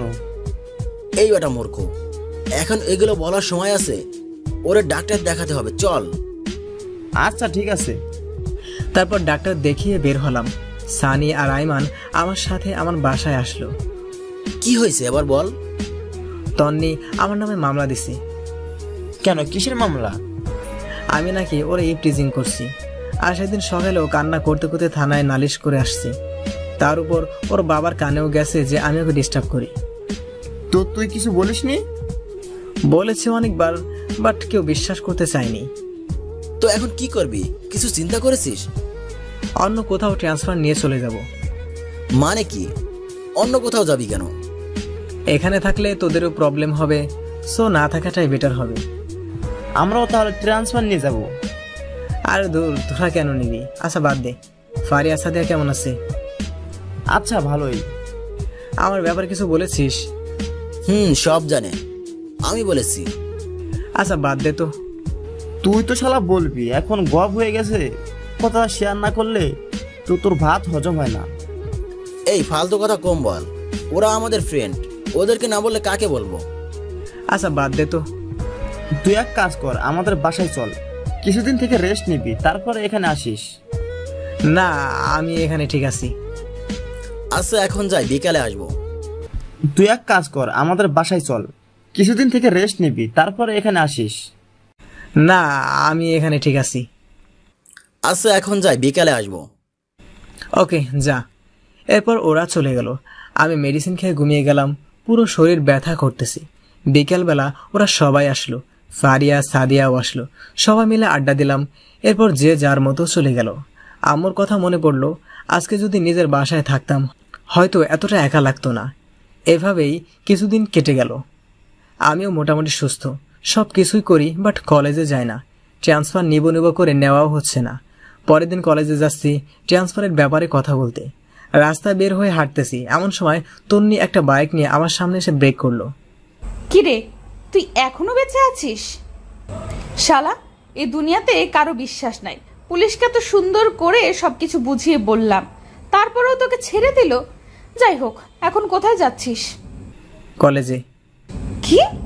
তোকে না বলেছি ক্যাম্পাসের কাছেও না আসতে, তারপরেও তুই কলেজে যেতেছিস? কলেজকে আপনার একার নাকি? তুই মুখে মুখে তর্ক করিস আবার। দাঁড়া দেখ আজকে তোর কি হাল করি, শালা ছোট লোকের বাচ্চা। মুহূর্তেই মাথার রক্ত উঠে গেল। এই, তুই কোন জমিদারের মেয়ে? যত সব ফালতু বখাটে, লজ্জা করে না তোর ছেলেদের পিছনে লাগতে? তোর সাহস তো কম না, তুই আমাকে ফালতু বলিস, আবার বখাটেও বলিস। দেখ এখন বখাটে কি করে। একথা বলে ঠাস করে একটা বসিয়ে দিলাম। তারপর আবার বলে, তুই শুধু একবার কলেজে আয়, তারপর দেখ আমি তোর কি হাল করি। একথা বলে বাইক স্টার্ট দিয়ে টান দিল। আমি আবুলের মতো গালে হাত দিয়ে ওর চলে যাওয়ার দিকে তাকিয়ে রইলাম। ও এত জোরে বাইক চালাচ্ছে দেখে আমার নিজেরই শরীর কাঁপতেছে। একটু পর যা দেখলাম তাতে আমার পুরো শরীর স্তব্ধ হয়ে গেল। তন্নি একটা বাসকে ওভারটেক করতে গিয়ে অন্য একটা বাসের সাথে ধাক্কা খেয়ে পড়ে যায়। রাস্তায় অনেক গড়াগড়ি খায়। আমি কিছুক্ষণ স্বপ্ন দেখার মতো দাঁড়িয়ে রইলাম। তারপর দৌড়ে দিয়ে গিয়ে সেখানে গেলাম। তন্নির মাথা ফেটে রক্ত বের হচ্ছে। বাম হাত ও বাম পায়ে অনেক আঘাত খেয়েছে মনে হয়। বাম পায়ের দুইটা আঙ্গুল ভেঙে উল্টে গেছে। সাথে সাথে অনেক মানুষ সেখানে জড়ো হয়ে যায়। তারপর ওরে কোলে নিয়ে একটা সিএনজি ডেকে নিয়ে তাড়াতাড়ি হাসপাতালে নিয়ে গেলাম। মাথা থেকে প্রচুর রক্ত বের হচ্ছে। রক্ত বন্ধ হচ্ছে না দেখে আমি আমার শার্টটা খুলে ওর মাথায় বেঁধে দিলাম। তাড়াতাড়ি করে হাসপাতালে নিয়ে গেলাম, এমার্জেন্সিতে পাঠিয়ে দিলাম। আমার নিজেরও কেন জানি খারাপ লাগতেছে, হয়তো আমার জন্য এসব হয়েছে। আমার সাথে রাগারাগি করে হয়তো ওর মেজাজটা খারাপ হয়ে গেছে, সেজন্য স্পিডে বাইক চালাইছে, তাই এই অ্যাক্সিডেন্টটা করছে। বসে বসে ভাবতেছি, একটু পর একটা ডাক্তার রুম থেকে বের হলো। রোগী আপনার কি হয়? জি, ও আমার ফ্রেন্ড। ওর ফ্যামিলির কাউকে কল দিয়ে আসতে বলেন, দরকার আছে। তেমন কাউকে তো আমি চিনি না, কি দরকার আপনি আমাকে বলেন। ওনার অনেক রক্তক্ষরণ হয়েছে, ইমার্জেন্সি রক্ত লাগবে। ওকে, আমি দিব। আপনার এক ব্যাগে কিছু হবে না, কমপক্ষে 3 ব্যাগ লাগবে। আচ্ছা দাঁড়ান, আমি দেখি কি করা যায়। তাড়াতাড়ি করেন। এরপর আমি আয়মানকে কল দিলাম। হ্যালো দোস্ত, কই তুই? এই তো বাসায় রেডি হচ্ছি, কলেজে যাব। দোস্ত তাড়াতাড়ি করে সানিকে নিয়ে আলকিমি হাসপাতালে আয়। কেন, কি হয়েছে? তোর কিছু হয়নি তো? আর না, আমি ঠিক আছি, তোরা 10 মিনিটের মধ্যে আয়। ওকে, আসছি, তুই বাইরে দাঁড়া। ওকে, তাড়াতাড়ি আয়। অনেকক্ষণ পর সানি আর আয়মান আসলো। কি রে, এত দেরি কেন? আরে রাস্তায় জ্যাম ছিল। এখন বল কি হয়েছে? বলার সময় নেই, তাড়াতাড়ি ভিতরে চল, রক্ত দিতে হবে। কাকে রক্ত দিতে হবে? পরে বলছি, আগে চল। এরপর ভিতরে গিয়ে ডাক্তারের সাথে কথা বলে 3 জনেই রক্ত দিলাম। তন্নির রক্ত গ্রুপ AB পজিটিভ, যার কারণে সহজে আমাদের সবার রক্ত গ্রহণ করতে পেরেছে। রক্ত দিয়ে বাইরে এসে বসলাম। এবার বল, রক্ত কার জন্য? তন্নির জন্য। মানে?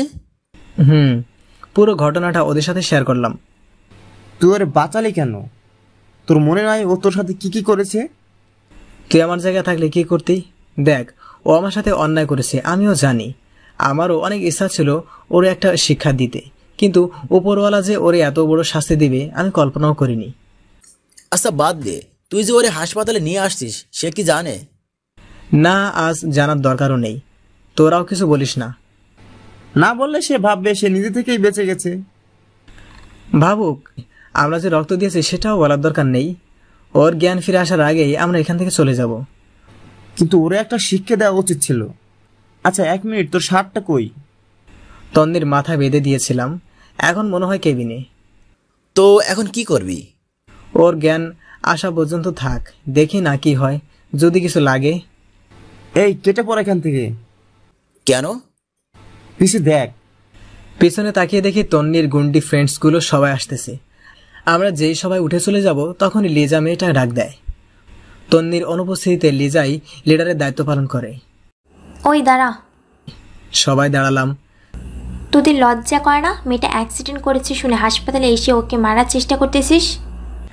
সানি রেগে কিছু একটা বলতে যাবে, এমন সময় আমি ইশারায় না করে দিলাম। তারপর লিজা মেয়েটা আবার বলে, তোকে আমাকে না সেদিন পুলিশ এত মারলো, তারপরও তো লজ্জা শরম নাই? চিল্লাচিল্লি শুনে একটা ডাক্তার ভিতর থেকে আসলো। কি ব্যাপার, এত চিল্লাচিল্লি করছেন কেন? দেখেন না, ওরা মেয়েটা অসুস্থ শুনে মেয়েটাকে মেরে ফেলার জন্য এখানে এসেছে। আপনি প্লিজ পুলিশকে কল দিয়ে ওদের নিয়ে যেতে বলেন। চুপ থাকেন, ওরা আপনার ফ্রেন্ডকে এখানে নিয়ে আসছে আর রক্তও দিয়েছে। কোনো কিছু না জেনে রুট বিহেভ করছেন কেন? লিজা মাথা নিচু করে দাঁড়িয়ে থাকে। তারপর আমরা আর কোনো কথা না বলে হাসপাতাল থেকে চলে আসলাম। ভাবছিলাম তন্নির বাবাকে গিয়ে বলবো, এখন যেহেতু ওর বান্ধবীরা আসছে ওরাই বলবে, আমাদের আর না বলাই ভালো হবে। তারপর যে যার মতো বাসায় চলে গেলাম। 15 থেকে 20 দিন চলে গেল। আমি বিকেলবেলা একটা পার্কের পাশে গিয়ে বসলাম। আগে তো এই সময় টিউশনি করিয়ে সময় কাটাতাম, কিন্তু তন্নি তো সেই টিউশনিটাও বন্ধ করে দিল। বসে বসে ভাবতেছি ট্রান্সফার কিভাবে নিব। হঠাৎ করে কেউ একজন আমার কাঁধে হাত দেয়। পিছনে তাকাতেই আমার মাথায় যেন আকাশ ভেঙে পড়ল। তাকে দেখি এটা তন্নি। তুমি এখানে? জানো আমি তোমাকে কত খুঁজেছি। ঘটনা কি? যেই মেয়ে আমাকে তুই ছাড়া ছোট লোক ছাড়া কথা বলে না, আর সেই আমাকে তুমি করে বলছে, আবার নাকি অনেক খুঁজতেছে। ব্যাপারটা কেমন জানি অদ্ভুত লাগলো। কি ব্যাপার? চুপ কেন? কেন খুঁজতেছেন? আবার মারার জন্য নাকি? আমি তো আপনার আর কোনো ক্ষতি করিনি, কলেজেও যাইনি। দেখো, আগে সবগুলো ঘটনার জন্য সরি। কথা বলছো না যে? কি বলবো? আপনার আর কোনো কথা থাকলে বলতে পারেন। আচ্ছা বাদ দাও। থ্যাঙ্কস। থ্যাঙ্কস কেন? সেদিন আমার জন্য এত কিছু করার জন্য। তুমি আগের মতো রেগুলার কলেজে যেতে পারো, আমি আর কোনো কিছু বলবো না। আচ্ছা যাই হোক, এই নাও, এটা তোমার জন্য। কি এখানে? সেদিন তুমি তোমার শার্ট দিয়ে আমার মাথা বেঁধে দিয়েছিলে। রক্ত পুরো শার্ট লাল হয়ে গেছে। তোমার শার্টটা নষ্ট হয়ে গেছে, তাই আমি তোমার জন্য সেম কালারের একটা শার্ট নিয়ে এসেছি। ওটা আপনার কাছে রেখে দিন। আমি কারোর জন্য কিছু করলে সেটার বিনিময় নিই না। একথা বলে সেখান থেকে উঠে হাঁটা দিলাম। তন্নি কয়েকবার আমাকে ডেকেছে, বাট আমি কোনো উত্তর না দিয়ে চলে আসছি। ফকিনি এখন এসেছে থ্যাঙ্কস বলার জন্য, দরদ দেখানোর জন্য। তোর আগের দিনগুলোর কথা আমি ভুলিনি। কোনো কারণ ছাড়াই তুই আমার সাথে এত বাজে ব্যবহার করলি, তোকে জীবনও ক্ষমা করব না। এরপর বাসায় চলে আসলাম। এসে কিছুক্ষণ পড়ালেখা করে ঘুমিয়ে গেলাম। পরের দিন ঘুম থেকে উঠে আবার কলেজে গেলাম। গেটে ফারিয়ার সাথে দেখা। কিরে হারামি, কই ছিলে এতদিন? বাসায় ছিলাম রে। তাহলে কলেজে আসিসনি কেন? ও আচ্ছা, ভালো কথা। তুই নাকি ট্রান্সফার নিয়ে নিবি? নিব ভাবছিলাম, কিন্তু এখন আর নিব না। যাক, ভালোই হবে। তো বল, এখন কি অবস্থা?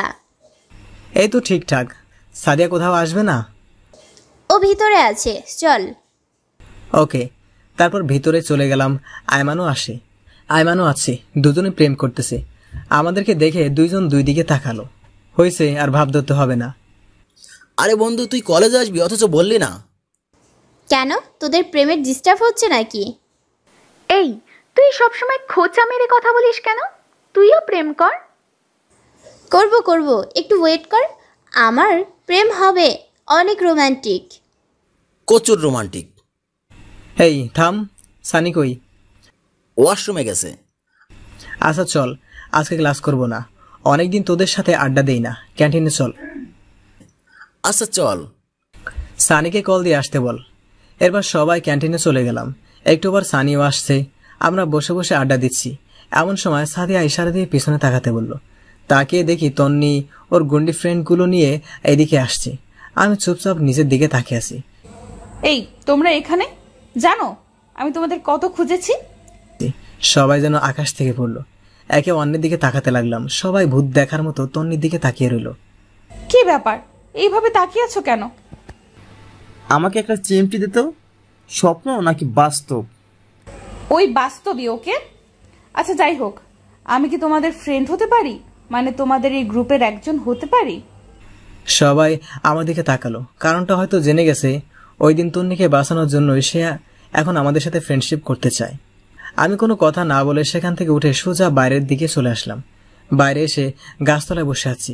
একটুবার সানি এসে আমার কাঁধে হাত দিয়ে বলল, কিরে তুই এখানে? পিছনে তাকে দেখে সবাই চলে আসছে। তোরা চলে আসলি কেন? তো কি করব? যা ফ্রেন্ডশিপ কর। তুই পাগল হয়েছিস? তোদের সাথে ওর তো কোনো কিছু হয়নি, সো তোরা তো ফ্রেন্ডশিপ করতে পারিস। তোর মাথা খারাপ? তুই না করলে আমরাও করব না? ও আগে যে যে কাজগুলো করেছে আমরা এখনো ভুলিনি। আর এত সহজে ফ্রেন্ডশিপ করব তুই ভাবলি কি করে? সেদিন বাঁচানোর জন্যই আজকে ফ্রেন্ডশিপ করতে এসেছে, না হলে আজকে ও তোর উপর আক্রমণ করত। আচ্ছা বাদ দে তো, এইগুলো আর ভাল লাগছে না। এই চল ওই দিক থেকে ঘুরে আসি, সময়ও কাটবে ভালোও লাগবে। আচ্ছা ঠিক আছে চল। এরপর ওদের সাথে অনেক ঘোরাঘুরি করলাম, তারপর বাসায় চলে আসলাম। দুপুরবেলা খেয়ে ঘুমিয়েছি মাত্র, দেখলাম একটা অচেনা নাম্বার থেকে কল আসলো। হ্যালো, কে? আমি। তুমি জুয়েল না? আরে আজব, আমিটাকে? আমি জুয়েল। ওই যে তুমি প্রাইভেট পড়াতে লিজা, ওর আম্মু। ও আচ্ছা, আন্টি কেমন আছেন? এই তো বাবা ভালো, তুমি কেমন আছো? আছি আলহামদুলিল্লাহ। হঠাৎ কল দিলেন, কোনো সমস্যা? আসলে বাবা আমাদের ভুল হয়ে গেছে, তুমি চাইলে লিজাকে আবার পড়াতে পারো। সরি আন্টি, আমি শেষরা না যে আপনাদের বাসায় আবার যাব। যার কথা শুনে আমাকে বাদ দিছেন তাকেই পড়াতে বলেন, বা অন্য একটা টিউটর ঠিক করে দিতে বলেন। আর কোনো কথা বলার সুযোগ না দিয়ে কল কেটে দিলাম। ফকিন্নি কোনো কিছু না জেনে সেদিন আমাকে নিষেধ করেছিল, এখন আবার কল দিয়ে ন্যাকামো করতেছে। সেদিন বিকেলে আর বাসা থেকে বের হয়নি। পরের দিন কলেজে গেলাম, সবাই মিলে ক্লাসে গেলাম। ক্লাসে খেয়াল করলাম তন্নি আমার পাশের টেবিলে বসছে। আমি সানিকে আমার জায়গায় দিয়ে অন্য টেবিলে গিয়ে বসলাম। ক্লাস শেষ করে ক্যান্টিনের দিকে যাচ্ছি, এমন সময় তন্নি পিছন থেকে ডাক দিল, ওই দাঁড়া। আমি দাঁড়িয়ে গেলাম। আজকে না জানি আবার কি করে, বয়স শুনে তো মনে হচ্ছে রেগে আছে। তোরা তো ভাব কিসের? মানে? কচি খোকা মানে বুঝো না, তাই না? এই আমার সাথে ফ্রেন্ডশিপ করতে তো সমস্যা কোথায়? সমস্যা আছে বলেই তো করছি না। কি সমস্যা আমাকে বল। তুই জানিস আমি কত ছেলে আমার পিছে ঘুরে, আমি পাত্তা দিই না। তো আমি কি করব? তোর কিচ্ছু করতে হবে না, তুই শুধু বল ফ্রেন্ডশিপ করতে তোর সমস্যাটা কোথায়। আপনার যখন এত ফ্রেন্ডশিপ করার ইচ্ছা তো অন্যদের সাথে গিয়ে করেন, আমার মধ্যে কি পাইছেন? তোরে ভালোবাসি তাই। কিছু বললেন? তোর জন্য ওই ফকিন্নিগুলো তো আমার সাথে কথা বলছে না। আচ্ছা আমি বলে দেবো ওদের যাতে আপনার সাথে কথা বলে। তোর এত দালালি করতে হবে না, বল তোর সমস্যা কি? ধর, এই ফালতুর সাথে কথা না বলাই বেটার হবে। আমি কোনো কথা না বলে ক্যান্টিনে চলে গেলাম। ওখানে গিয়ে দেখি ফারিয়া একা একা বসে আছে। কিরে তুই একা কেন? ওরা কই? জানি না। তোর কি মন খারাপ? আরে না। মিথ্যা বলিস কেন? কি হয়েছে বল। দোস্ত তোকে একটা কথা বলবো, তুই প্লিজ কাউকে বলিস না। আচ্ছা ঠিক আছে বল। আমার একটা ছেলের সাথে রিলেশন আছে। বাহ, এত খুশির খবর, তুই এতদিন বলিসনি কেন? বলিনি, অনেক সমস্যা ছিল তাই। আচ্ছা বুঝলাম, এখন মন খারাপ কেন? ফয়সালের বিয়ে ঠিক হয়ে গেছে অন্য একটা মেয়ের সাথে, আমি ওরে ছাড়া থাকতে পারবো না। আরে থাম থাম, এখানে অনেক লোক, কান্নার দরকার নেই। এখন বল, ছেলেটাকে সত্যি সত্যি ভালোবাসি? তো ছেলেটাকে বল তোকে নিয়ে পালিয়ে যেতে। আর এতদিন ছেলেটার কথা বলিসনি কেন? ছেলেটা কে? তন্নির মামাতো ভাই। আমাদের নবীন বরণের দিন সে কলেজে আসে, আমাকে সেদিন প্রথম দেখেছিল, অনেকদিন আমার পিছে ঘুরেছে, তারপর প্রপোজ করে। আমিও ওর অনেক খবর নিলাম, তারপর রাজি হয়ে গেলাম। এত ছেলে থাকতে তন্নির মামাতো ভাই, তো আমাদের বলিসনি কেন? তোর সাথে তন্নি যা করলো, তখন যদি আমি ওর মামাতো ভাইয়ের কথা বলতাম তোরা সবাই আমাকে রিয়াক্ট করতি, তাই। তাহলে এখন বললি কেন? আর কোনো উপায় নেই। তার মানে আমরা তোর উপকারের বন্ধু, রিয়েল বন্ধু না? না দোস্ত, আমি সেটা মেন করিনি। এখন কিছু একটা কর, আমি ওরে ছাড়া থাকতে পারবো না।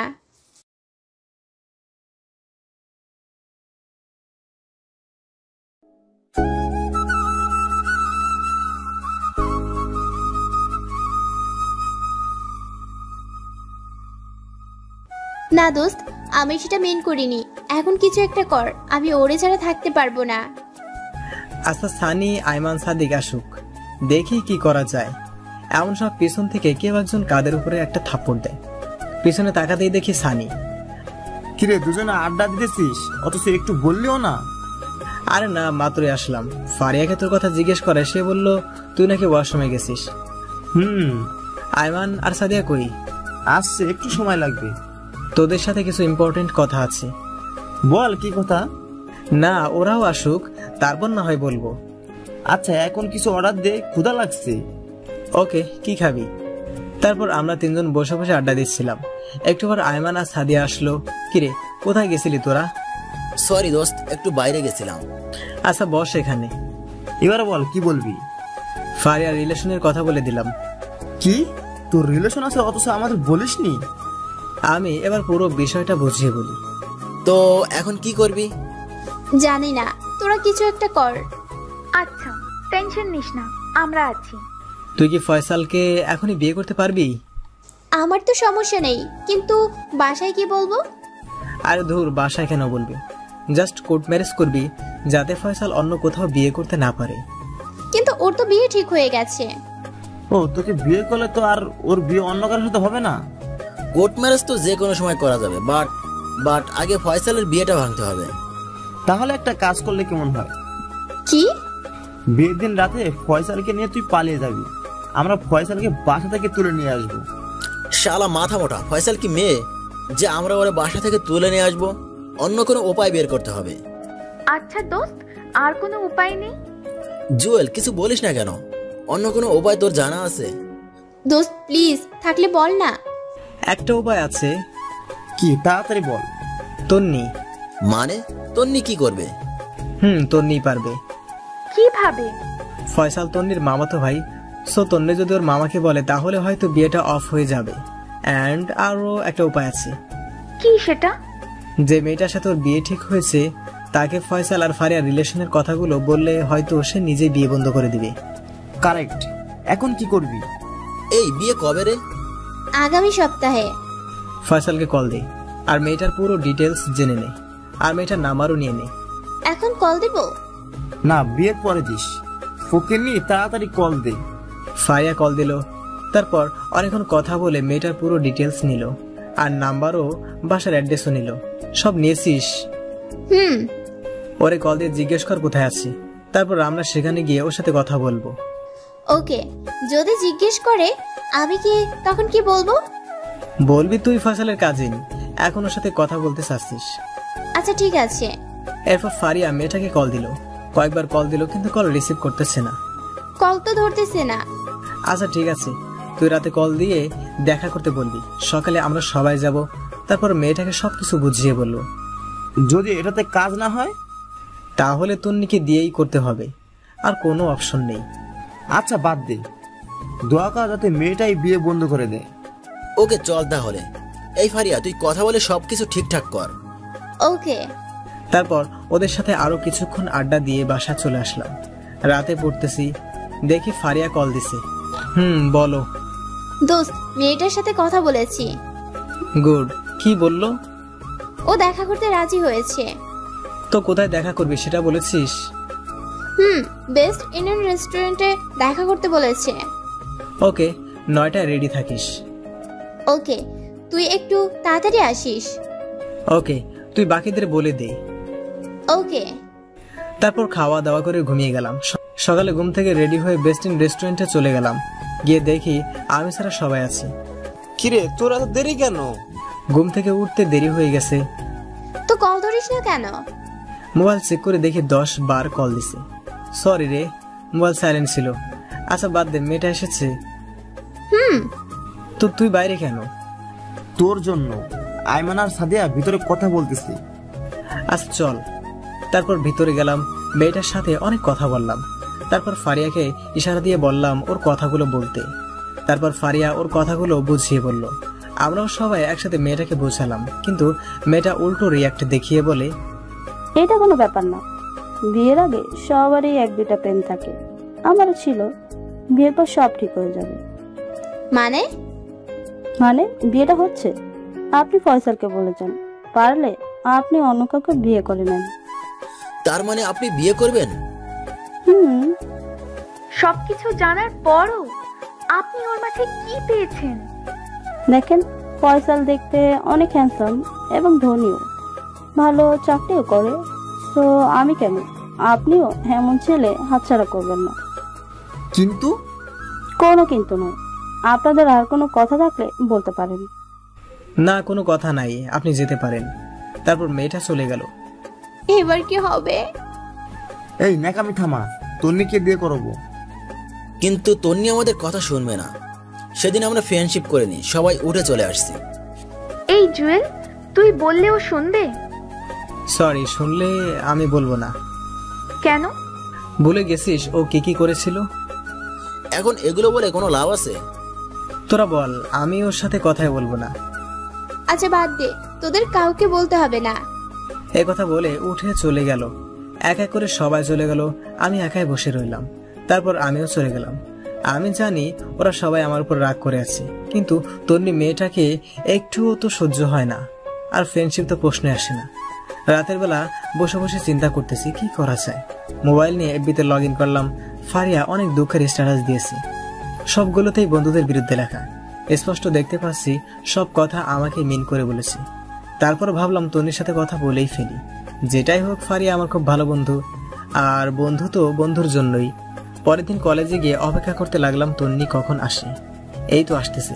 তারপর তার কাছে গেলাম, ওরে পিছন থেকে ডাক দিলাম। তারপর ওর কাছে গেলাম। ও পিছন ফিরে আমাকে দেখে হা হয়ে তাকিয়ে আছে, মনে হচ্ছে এলিয়েন দেখতেছে। কি ব্যাপার মিস্টার, আপনি তো আমাদের সহ্য করতে পারেন না, তো এখন ডাকতেছেন কেন? আমি রাজি। কি রাজি? আপনাদের সাথে ফ্রেন্ডশিপ করতে। সত্যি নাকি কোনো মতলব আছে? মতলব থাকলে প্রথমেই আপনাদের সাথে ফ্রেন্ডশিপ করতাম। আচ্ছা ঠিক আছে, আজ থেকে আমরা সবাই ফ্রেন্ড। বাকিটা কোথায়? ওরা এখন আসেনি। আচ্ছা চল ওদিকে গিয়ে বসি। চলেন। ওয়েট, আবার কি হলো? তুই না আমাদের ফ্রেন্ড? হুম। তাহলে আপনি করে বলতেছিস কেন? তো কি বলবো? তুই করে বলবি সবার মতো। আচ্ছা ঠিক আছে। তারপর ওদের সাথে গাছতলায় গেলাম। সানি, আইমান, সাদিয়া, ফারিয়া সবাই আমার উপর কালকে ব্যাপারটা নিয়ে রেগে আছে, সেজন্য কাল থেকে কেউই কল দেয়নি। কলেজেও আসতেছে না। কি রে, তোর মন খারাপ? না ঠিক আছে, আমি শুধু বসে আছি তন্নি কখন একা হবে আর কখন আমি ওরে কথাগুলো বলবো। একটু পর লিজা বলল, এই তোরা থাক, আমি গেলাম। তোর আবার কি হলো? বাবা আজকে তাড়াতাড়ি যেতে বলেছে। ওকে যা তাহলে, এখন তুইও যাবি? না, আরো কিছুক্ষণ আছি। তারপর লিজা চলে গেল। আমি আর তন্নি চুপচাপ বসে আছি। ওর সাথে এইভাবে বসবো কখনো কল্পনাও করিনি। যেখানে সে আমাকে দেখলেই হুমকি দিত, আর সেখানে আমার সাথে বসে আড্ডা দিচ্ছে। বাস্তবতা কি থেকে কি হয় বোঝাই মুশকিল। আমার চুপ থাকা দেখে বলল, কিরে চুপচাপ বসে থাকবি নাকি কিছু বলবি? আপনার সাথে, সরি তোর সাথে একটা কথা ছিল। তো বল, চুপ করে আছিস কেন? আমি এবার ফারিয়া আর তন্নির মামাতো ভাই ফয়সালের রিলেশনের কথা বললাম, এবং এর আগে যা যা হয়েছে সবকিছু বললাম, এবং ওর মামাকে কি কি বলতে হবে সেটাও বলে দিলাম। আচ্ছা, এই তাহলে আসল কথা। তুই সে কারণে ফ্রেন্ডশিপ করেছিস? আমি ঠিকই সন্দেহ করেছিলাম তোর ভিতরে কোনো ঘাপলা আছে। যে ছেলে আমাকে এক সেকেন্ডও সহ্য করতে পারে না, আর সে নিজে এসেছে ফ্রেন্ডশিপ করতে, আমি প্রথমেই বুঝছি। এই না, আমি এটার জন্য ফ্রেন্ডশিপ করিনি। তো কেন করলি? আগে করিসনি কেন? আসলে আমি ভাবছি কিছুদিন পর সব পরিস্থিতি ঠান্ডা হয়ে গেলে ফ্রেন্ডশিপ করব। আর যতই হোক আমরা সেম ক্লাসে পড়ি, ফ্রেন্ডশিপ রাখা দরকার। বুঝলাম। তো এখন কি করতাম? যদি তোর মামাকে বলে বিয়েটা বন্ধ করে দিতি তাহলে ভালো হতো। হাতে সময় নেই, আর কয়েকদিন পরে বিয়ে। ওকে চল। কোথায়? কোথায় আবার? মামার বাসায়। ওকে চল। তারপর ক্যাম্পাস থেকে বের হয়ে একটা রিক্সা নিয়ে ওর মামার বাসার দিকে রওনা দিলাম। কলেজ থেকে একটু দূরে ওর মামার বাসা। মেয়েটা যে এত কথা জানে, ওর সাথে না বের হলে জানতাম না। একটুবার ওর মামার বাসায় গেলাম। সে আমাকে সোফা রুম দেখিয়ে বসতে বলল, তারপর নিজে অন্য দিকে চলে গেল। আমি বসে বসে ভাবছি কাজটা হবে কিনা। তারপর তন্নি ওর মামাকে নিয়ে আমার কাছে আসলো। আমি সালাম দিলাম, বসে কিছুক্ষণ গল্প করলাম। তারপর তন্নি ফয়সালের বিয়ের ব্যাপারে বলল, কিন্তু ফয়সালের যে রিলেশন আছে সেটা বলেনি। তন্নি নিজে থেকে অনেক ভালো খুলো মিথ্যা কথা বলে প্রায় ওর মামাকে নিস্তব্ধ করে দিল। মেয়েটার বুদ্ধি দেখে আমি রীতিমতো একটা টাসকি খেলাম। তারপর ওর মামা বলল, তোরা এত কিছু কি করে জানিস? ওকে চল। কোথায় আবার? মামার বাসায়। আরে আমার ভাইয়ের বিয়ে, আর আমি ভাবি সম্পর্কে একটু খবর নেব না, তা কি করে হয়? তাই খবর নিলাম। ও মামা প্লিজ, তুমি ভাইয়ের জীবনটা এভাবে নষ্ট করে দিও না। একটা মাত্র ছেলে তোমার, ওর যদি কিছু হয়ে যায় কি করবে এই টাকা সম্পদ দিয়ে? বোঝা যাচ্ছে মামা পুরাই ইমোশনাল হয়ে গেছে, বেচারা মনে হচ্ছে কেঁদেই দিবে। লিমার বাবা আমার কাছে এত বড় মিথ্যা কথা বলেছে, নিজের মেয়েকে আমার ছেলের কাছে ঝুলিয়ে দেওয়ার জন্য এসব করেছে। মামা। কিন্তু মা, আমি তো সবাইকে দাওয়াত দিয়ে দিচ্ছি, আমি এক কথার মানুষ, এখন কথার খেলাপ কি করে করি? খেলাপ কেন করব? তুমি ওই দিনই ভাইয়ার বিয়ে দাও। আরে এত তাড়াতাড়ি ওর জন্য মেয়ে কোথায় পাবো? সেটা আপনি আমাদের উপর ছেড়ে দেন। পাবে নাকি তোমরা? চেষ্টা করতে তো আর সমস্যা নেই, আপনি শুধু লিমার সাথে বিয়েটা ক্যান্সেল করেন। ওকে বাবা। মামা, বিকেল বেলা রেডি থাকবে, আমরা পাত্রী দেখতে যাব। আমি আর মামা অবাক হয়ে তার দিকে তাকালাম। পাত্রী কে? সেটা না হয় বিকেলে দেখবে। ফয়সাল ভাইয়াকে বলো রেডি থাকতে। আচ্ছা ঠিক আছে মামা, আমরা তাহলে আসি, বিকেলে দেখা হবে। খেয়ে যাও। না, আমাদের কাজ আছে। আচ্ছা ঠিক আছে, সাবধানে যাবি। এরপর বাসা থেকে বেরিয়ে আসলাম। কিরে, কেমন দিলাম? পুরাই 100। আপনি একটা জিনিস মাইরি, দেখতে হবে না মেয়েটা কে হয়েছে, আর ডং করতে হবে না, আরো একটা কাজ করতে হবে। কি কাজ? ফারাদের বাসায় বলতে হবে, না হলে ওরা জানবে কি করে। দাঁড়া, আমি ওর আম্মুকে কল দেই। আচ্ছা দে। কল দিলাম।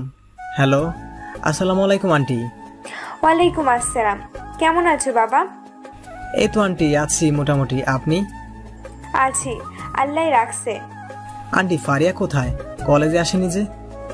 জানি না বাবা, মেয়েটা কালকে থেকে কিছু খাচ্ছে না, দরজা বন্ধ করে ভিতরে বসে থাকে। আন্টি, একটা কথা ছিল। বলো।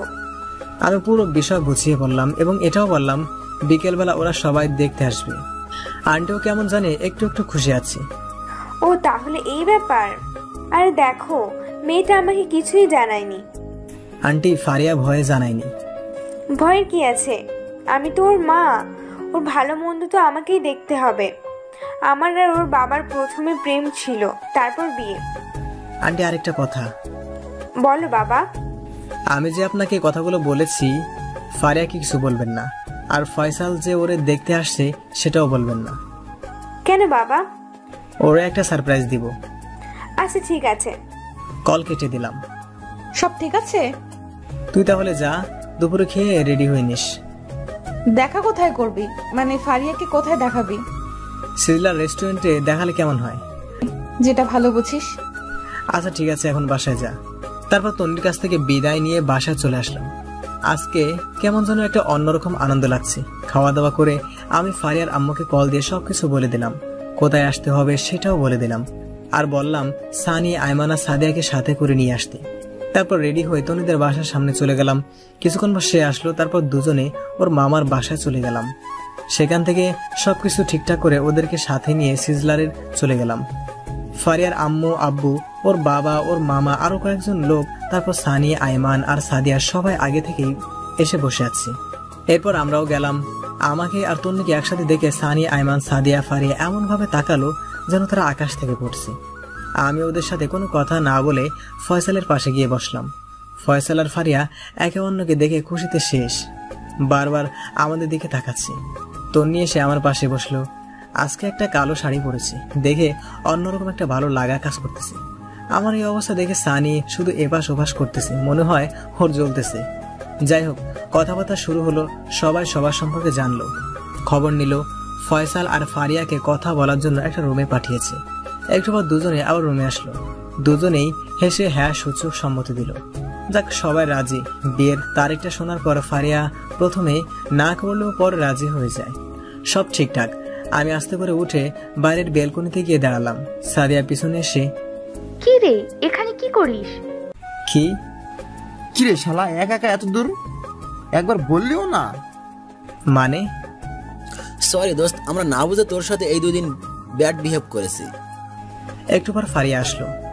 থ্যাঙ্কস দোস্ত, তুই না থাকলে কিছুই হতো না। আমি কারো বন্ধু না, শুধুমাত্র ব্যবহারের পাত্র মাত্র। প্লিজ এভাবে বলিস না। আমি ভাবছি তুই তন্নির সাথে কথা বলবি না, তাই তোর উপর একটু রাগ হয়েছিল। আচ্ছা, তোরা তাহলে আগে থেকে প্ল্যান করে রাখছিলি? আরে না, ওর রাগ ভাঙতেছি। আচ্ছা শোন, ওনারা চলে যাক, আমরা চল কোথাও গিয়ে বসি, একটু আড্ডা দিই। ফয়সাল ভাইয়াও থাকবে। ওকে চল। তারপর সবাই মিলে একটা কফি শপে গেলাম। সাদিয়া জিজ্ঞেস করলো, এবার বল এত কিছু কি করে করলি? তোর মাথায় বুদ্ধি আছে মাইরি। জুয়েল দোস্ত, বলেছিলাম কি, তুই তো সাদিয়া আর আইমানকে সিস্টেম করে দিলি, এখন ফারিয়াকেও করে দিলি। এবার আমার ব্যাপারটা একটু চিন্তা কর। চুপ কর শালা, তোর কপালে প্রেম নাই। তন্নি, জুয়েল, তোমাদের অনেক ধন্যবাদ, আর তোমাদেরকেও ধন্যবাদ এত সুন্দর করে সবকিছু করার জন্য। আর এখানে ধন্যবাদের কি আছে, আপনারা হলেও তো এই কাজটাই করতেন। আচ্ছা চল উঠি, অনেক দেরি হয়ে গেছে। তারপর বাসায় চলে গেলাম। সকালে ঘুম থেকে উঠে ওর দেওয়া ঠিকানায় চলে গেলাম। গিয়ে দেখি তন্নি আগে থেকেই বসে আছে। কি রে, এত দেরি হলো যে? হেঁটে আসছি তো তাই। বল, কেন ডেকেছিস? না এমনি, বস এখানে। বাসায় ভালো লাগছে না, তাই ভাবলাম তোর সাথে একটু আড্ডা দেই। ও আচ্ছা। আচ্ছা, তোর কি আসলেই কেউ নেই? আছে, আবার নেইও। বুঝলাম না। আচ্ছা, বুঝিয়ে বলছি। পুরো কাহিনী তনিকে বললাম। তো এতদিন যে সবাইকে বলেছিস তোর কেউ নেই, তুই এতিম। এমনি। তো তোর আব্বু আম্মুর কাছে আর ফিরে যাবি না? যদি কখন মানুষের মতো মানুষ হতে পারি, ভালো একটা চাকরি পাই, তাহলে আবার ওদের সামনে যাব। সরি রে। সরি কেন? আমি না জেনে তোর সাথে এত কিছু করেছি। আরে ধুর, আমি এগুলো নিয়ে ভাবি না। যা হওয়ার তা তো হয়েই গেছে, এখন এগুলো বলে লাভ কি? তবু আমি একটু বেশি করে ফেলছি। ফারিয়া কল দিল। কিরে, কই তুই? এই তো বাসায়। বাসায় কি করিস? তাড়াতাড়ি মার্কেটে আয়, আমরা সবাই আছি। মার্কেটে কেন? আরে বিয়ের কেনাকাটা করতে হবে, তাড়াতাড়ি আয়। আচ্ছা ঠিক আছে। এরপর তন্নিকে নিয়ে মার্কেটে চলে গেলাম। দেখি সানি, আইমান, সাদিয়া, ফারিয়া সবাই আছে। আমাকে আর তন্নিকে একসাথে দেখে একটু অবাক হয়েছে মনে হয়। কিরে বেটা, সারাদিন তন্নির সাথে কি? আরে আজব, সারাদিন কোথায় দেখলি? আসার সময় রাস্তায় দেখা হয়, তাই ওরেও নিয়ে আসলাম। দেখিস আবার। শালা সবাই নিজের মতো মনে করিস কেন? এই তোরা থাম, ভিতরে চল, না হয় আব্বু বকা দিবে। ওকে চল। ভিতরে গেলাম। সাদিয়া আর তন্নি ফারিয়ার জন্য শাড়ি দেখতেছে। আমি, সানি আর আইমান বাইরে ঘোরাঘুরি করতেছি। সানি এদিক ওদিক উকিঝুঁকি দিচ্ছে মেয়ে আছে কিনা। ফারিয়া আমাকে ইশারা দিয়ে বলল, তোরাও যা যা লাগে নিয়ে নেই, আজকে খরচ সব আমার। আমি বললাম আমার কিছু লাগবে না। সানি আর আইমানকে বললাম নিতে, ওরাও নিচ্ছে না। ফারিয়া বাইরে এসে, কিরে তোরা কিছু নিবি না? না রে, আমার লাগবে না, ওদের জিজ্ঞেস কর কিছু লাগবে কিনা। আমি এত কিছু বুঝি না, তোদেরও কিনতে হবে। আচ্ছা একটা কাজ কর, গায়ে হলুদের জন্য 3 জনে 3টে পাঞ্জাবি নিয়ে নে। এটাতে না করিস না প্লিজ। আচ্ছা ঠিক আছে, চল পাঞ্জাবি দেখি। এই দাঁড়া। আবার কি? তোর জন্য পাঞ্জাবি আমি চয়েস করব। আচ্ছা ঠিক আছে, সবাই চল। তারপর আমরা সবাই একটা পাঞ্জাবি দোকানে গেলাম। যাওয়ার সাথে সাথে একটা শখ খেলাম, কারণ ওখানে আব্বু, আম্মু আর ছোট মামা ছিল। হঠাৎ করে তাদের দেখেই ভিতরটা কেঁদে উঠলো। আমি তাড়াতাড়ি বের হয়ে গেলাম, গিয়ে অন্য একটা গলিতে ঢুকে গেলাম। এদিকে সানি আর আইমান আমাকে পাগলের মতো খুঁজতেছে। আমি বাইরের দিকে তাকিয়ে অপেক্ষা করছি কখন ওরা যাবে। হঠাৎ করে কেউ একজন আমার কাঁধে হাত দেয়। মুহূর্তে চমকে উঠে পিছনে তাকিয়ে দেখি আইমান আর সানি। কি রে, তুই এখানে কি করিস? আর আমরা অন্যদিকে তোকে খুঁজতেছি। না মানে। কিরে কিছু বলস না কেন, কি হয়েছে? আম্মু, আব্বু আর ছোট মামা ওই দোকানে ছিল। মানে আমরা যেখানে পাঞ্জাবি কিনতে গেছিলাম সেখানে? তো দেখা কর। তুই পাগল নাকি? যেখানে আমাকে বাসা থেকে বের করে দিছে সেখানে আমি বুঝি ওদের সাথে দেখা করব? এতদিনে সব ভুলে গেছে। তবুও আমি প্রতিষ্ঠিত হওয়া ছাড়া ওদের সামনে যাব না। আচ্ছা সেজন্যই আমরা যখন তোর নাম ধরে ডাকাডাকি করতেছি, বারবার তোর আব্বু আম্মু আমাদের দিকে তাকাচ্ছিল। তোর আম্মু তো একটুর জন্য জিজ্ঞেস করে নাই। আচ্ছা বাদ দে, এখন চল, ওনারা চলে গেছে। আসুন, ওদেরকে কিছু বলার দরকার নেই। আচ্ছা চল। তারপর ওদের সাথে আরো কিছুক্ষণ থেকে কেনাকাটা শেষ করে বাসা চলে গেলাম। আর 2 দিন পরে বিয়ে, এখন থেকে সবকিছু ভালোভাবে প্রিপারেশন নিচ্ছে। আমরাও ব্যস্ত, মোটামুটি সবকিছু ঠিকঠাক। মহা ধুমধামে বিয়ে হয়ে গেল। ফারিয়া বিয়ের পরেও লেখাপড়া করবে, এটা আগে থেকেই ঠিক ছিল। বিয়েতে অনেক মজা করলাম। ভালোই বিয়েটা শেষ হলো। বিয়ের কয়েকদিন পর আবার সবাই কলেজে গেলাম, ক্লাস করলাম, আমাদের ফ্রেন্ডশিপ আরো মজবুত হলো। সারাদিন সবাই একসাথে থাকি, ভালোভাবেই দিনগুলো যাচ্ছিল। দেখতে দেখতে আমাদের কলেজের শেষ প্রান্তে চলে আসছি, মানে আমাদের সবগুলো সেমিস্টার কমপ্লিট। আর কিছু 2 দিন পরে ফাইনাল এক্সাম।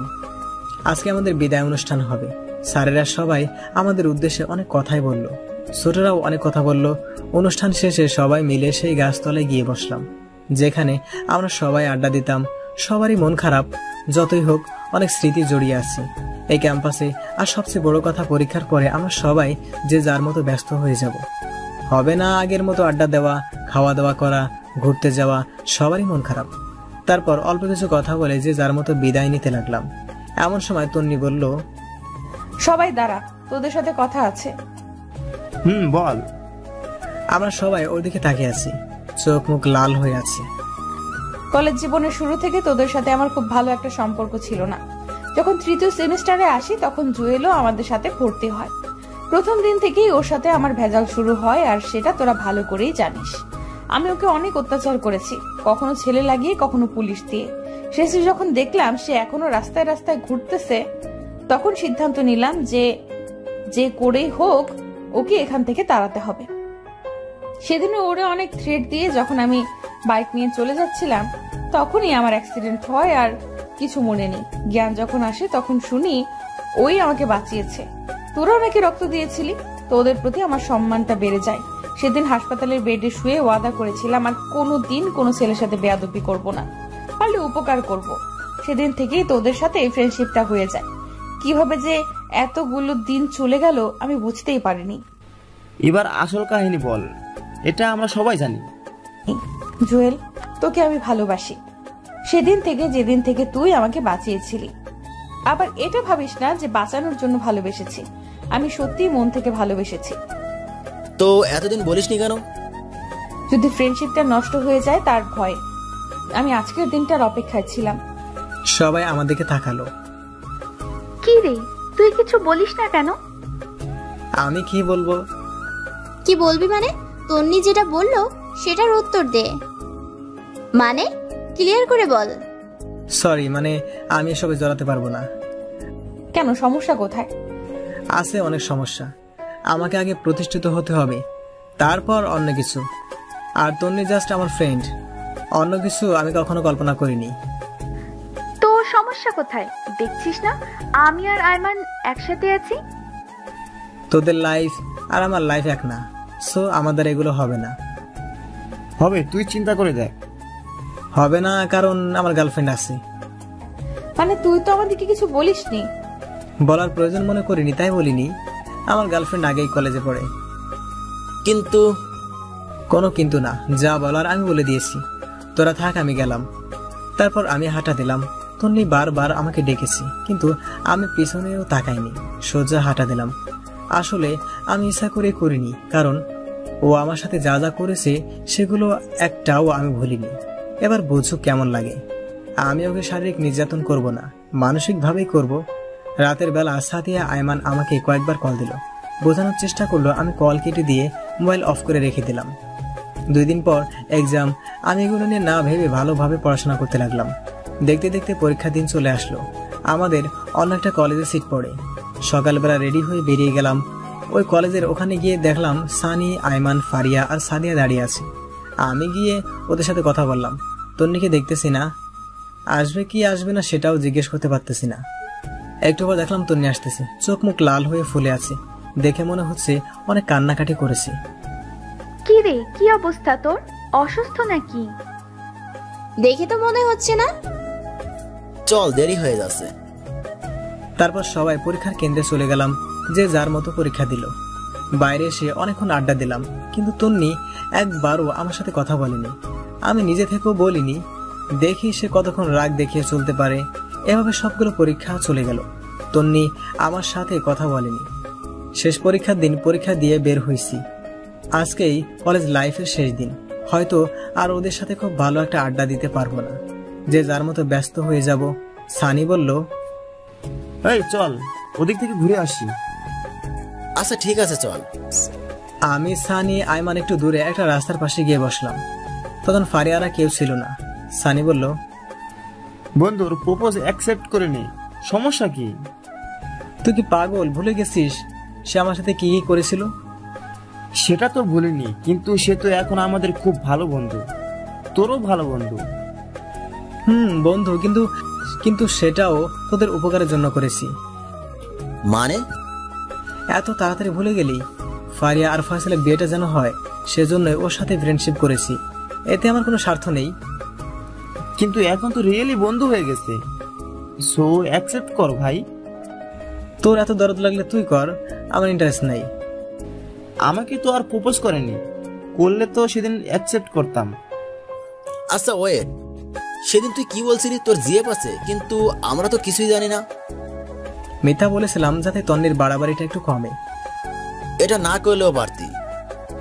এই থাম, ওরা আসছে। তাকিয়ে দেখি সাদিয়া, ফারিয়া আর তোর নিয়ে দিকে আসছে। কি রে তোরা এখানে, আমাদের একটু বললিও না? তোদের দেখতে পাইনি, বস এখানে একটু আড্ডা দিই। তারপর ওরাও বসলো। তন্নি চুপচাপ বসে আছে। ফারিয়া তন্নিকে ধাক্কা দিতেছে কি যেন বলার জন্য। তারপর ফারিয়া নিজেই বলল, জুয়েল দোস্ত, তোর সাথে কথা আছে। বল। তুই কি ওই ব্যাপারে কিছু ভেবেছিস? কোন ব্যাপার? তন্নি যে কথাটা বললো। তোদের সেদিন আমি কি বলেছিলাম মনে নেই? আমার আজকেও সেই একই সিদ্ধান্ত। প্লিজ একটু ভেবে বল। আমার যা ভাবার তা আগেই ভেবেছি। সো অন্য কথা থাকলে বল, না হলে আমি গেলাম। ওই দাঁড়া, যা, তোকে ভালোবাসতে হবে না, শুধু একটা প্রশ্নের উত্তর দিয়ে যা। কি? সত্যি থাকতে পারবি আমার সাথে কথা না বলে? পারবো, তুইও চেষ্টা কর, তুইও তো পারবি। কিন্তু? কোনো কিন্তু না, তুই আমার থেকে অনেক ভালো ছেলে পাবি। আমি ছোট লোক, এতিম ফকিরের বাচ্চা, তুই তো বলেছিলি। এখন আবার ভালোবাসিস কেন? এই সব কিছুর জন্য সরি বললাম তো, প্লিজ মাফ করে দে। তোর উপর তো আমার কোনো রাগ বা ক্ষোভ নেই, সো মাফের প্রশ্নই আসে না। প্লিজ এমন বলিস না, আমি সত্যি। অনেক হয়েছে, এবার থাম, আমি গেলাম। তন্নি পেছন থেকে আমাকে কয়েকবার ডেকেছে, আমি তাকাইনি। বাকিরাও অনেকবার ডেকেছে, আমি না দাঁড়িয়ে চলে যাই। সেদিন আমিও অনেক কেঁদেছি। হয়তো মেয়েটাকে আমিও ভালোবেসে ফেলেছি, কিন্তু কিছু করার নাই। সে আমার সাথে যেগুলো করেছে তার ফল ওকে একটু ভোগ করতেই হবে। এভাবে দিন যেতে লাগলো। সানি, আয়মানের সাথে মাঝে মাঝে রাস্তায় দেখা হয়, মোবাইলে কথা হয়। ফারিয়া আর সাদিয়ার সাথে মোবাইলে কথা হয় বা অনলাইনে টুকটাক কথা হয়। তন্নির সাথে টোটালি কোনো কথা হয় না আমার। দেখতে দেখতে রেজাল্টের দিন চলে আসলো। মোবাইলে রেজাল্ট দেখে নিলাম। আলহামদুলিল্লাহ, খুব ভালো রেজাল্ট করলাম। আমাদের সবার রেজাল্ট মোটামুটি ভালো হয়, শুধু তন্নিরটা ছাড়া। সেও পাশ করেছে, বাট অন্যদের মতো না। কারণটা হয়তো আমি রেজাল্ট দেওয়ার পরপরই বিভিন্ন জায়গায় চাকরির জন্য আবেদন করতে শুরু করি। একটা কোম্পানিতে চাকরির জন্য আবেদন করি, ইন্টারভিউ দিলাম, সবকিছু ঠিকঠাক ছিল, তাই চাকরিও পেয়ে গেছি। চাকরি পাওয়ার পর ওদের সবাইকে কলেজ ক্যাম্পাসে আসতে বললাম, ট্রিট দিব। সবাই আসলো, কিন্তু তন্নি আসলো না। কিরে, তুই তো পুরোই চেঞ্জ। কই, আগের মতোই তো আছি। না মামা, আগে থেকে একটু অন্যরকম। আচ্ছা বাদ দে, তোর জব কেমন চলছে? ভালোই। তোরা ট্রাই করতেছিস নাকি? না, আমি বাবার অফিসেই করব, সাথে আমারই দুষ্টু বরটাকেও রাখবো। না, আমি বাবার অফিসেই করব, সাথে আমারই দুষ্টু বরটাকেও রাখবো। মামা, এই ভুল করিস না। সারা জীবন খোটা শুনবি যে তুই শ্বশুরের টাকা খাস। শালা কয়দিন পর ঘর জামাই করে নিয়ে যাবে, তখন কি করবি? ফারিয়া তো সেটেল। তোর জামাই কেমন আছে রে? আছেই ভালো। এই তন্নির কি অবস্থা? তোদের সাথে কথা হয়? মাঝে মাঝে। তোর সাথে হয়? আরে না, হইলে কি আর তোদেরকে জিজ্ঞেস করি? তুই রাজি হলে এমন কি ক্ষতি হতো? ওইসব কথা বাদ দে, অনেকদিন আড্ডা দিই না, চল ওই দিক থেকে ঘুরে আসি। ঠিক বলেছিস, চল ঘুরে আসি। ওদের সাথে পুরো বিকাল আড্ডা দিলাম, সন্ধ্যায় বাসায় চলে গেলাম। এভাবেই দিন কাটতেছিল, ভালোই আছি। মাঝে মাঝে মাঝে মাঝে আম্মু আব্বুর কথা মনে ওঠে, ইচ্ছা করে তাদের কাছে ছুটে যাই। আজ সব আছে, টাকা, সম্মান, সবকিছু আছে, কিন্তু নেই বাবা মা। যত কিছুই করি দিন শেষে নিজেকে এতিমই মনে হয়। ইচ্ছা করছে এখনই ছুটে যাই, কোনো এক অজানা শক্তি ধরে রাখে, চাইলেও যেতে পারি না। কিছুদিন পর কিছুদিন পর আমি আর আমার বস একটা গাড়ি নিয়ে একটা দরকারে অন্য একটা জায়গায় যাচ্ছি। গাড়িতে বসে বসে কথা বলতেছি, এমন সময় ড্রাইভার অনেক জোরে ব্রেক চাপলো, সাথে সাথেই একটা ধাক্কা খেলাম। বাইরে তাকিয়ে দেখলাম কেউ একজন গাড়ির সাথে ধাক্কা খেয়ে পড়ে গেল। বস আমাকে বলল, জুয়েল দেখো তো বাইরে কি হয়েছে। আমি গাড়ি থেকে নেমে বাইরে গেলাম। দেখলাম একটা বৃদ্ধ লোক গাড়ির সাথে ধাক্কা খেয়ে পড়ে গেছে। আমি গিয়ে পিছন থেকে টান দিয়ে তুলতে তুলতে বললাম, সরি আঙ্কেল, ড্রাইভার ফোন করে লাগিয়ে দিয়েছে, আপনার লাগেনি। পুরোটা বলার আগেই আমি স্তব্ধ হয়ে গেলাম, কারণ লোকটা আর কেউ নয়, সে হচ্ছে আমার বাবা। বাবাকে দেখে চোখ দিয়ে পানি ঝরতে শুরু করলো। বাবা আমার দিকে তাকিয়ে অবাক হয়ে আছে। অবাক হওয়ারই কথা, আমার বেশভূষা আগের মতো নেই। আগের জুয়েল আর এখনের জুয়েলের মধ্যে অনেক তফাৎ চলে এসেছে। আব্বু তুমি? আব্বু আমাকে জড়িয়ে ধরে কান্না শুরু করে দেয়। আমারও অঝোর ধারায় চোখের পানি আসতে থাকে, কারণ কতক্ষণ বাবাকে জড়িয়ে ধরেছিলাম মনে নেই।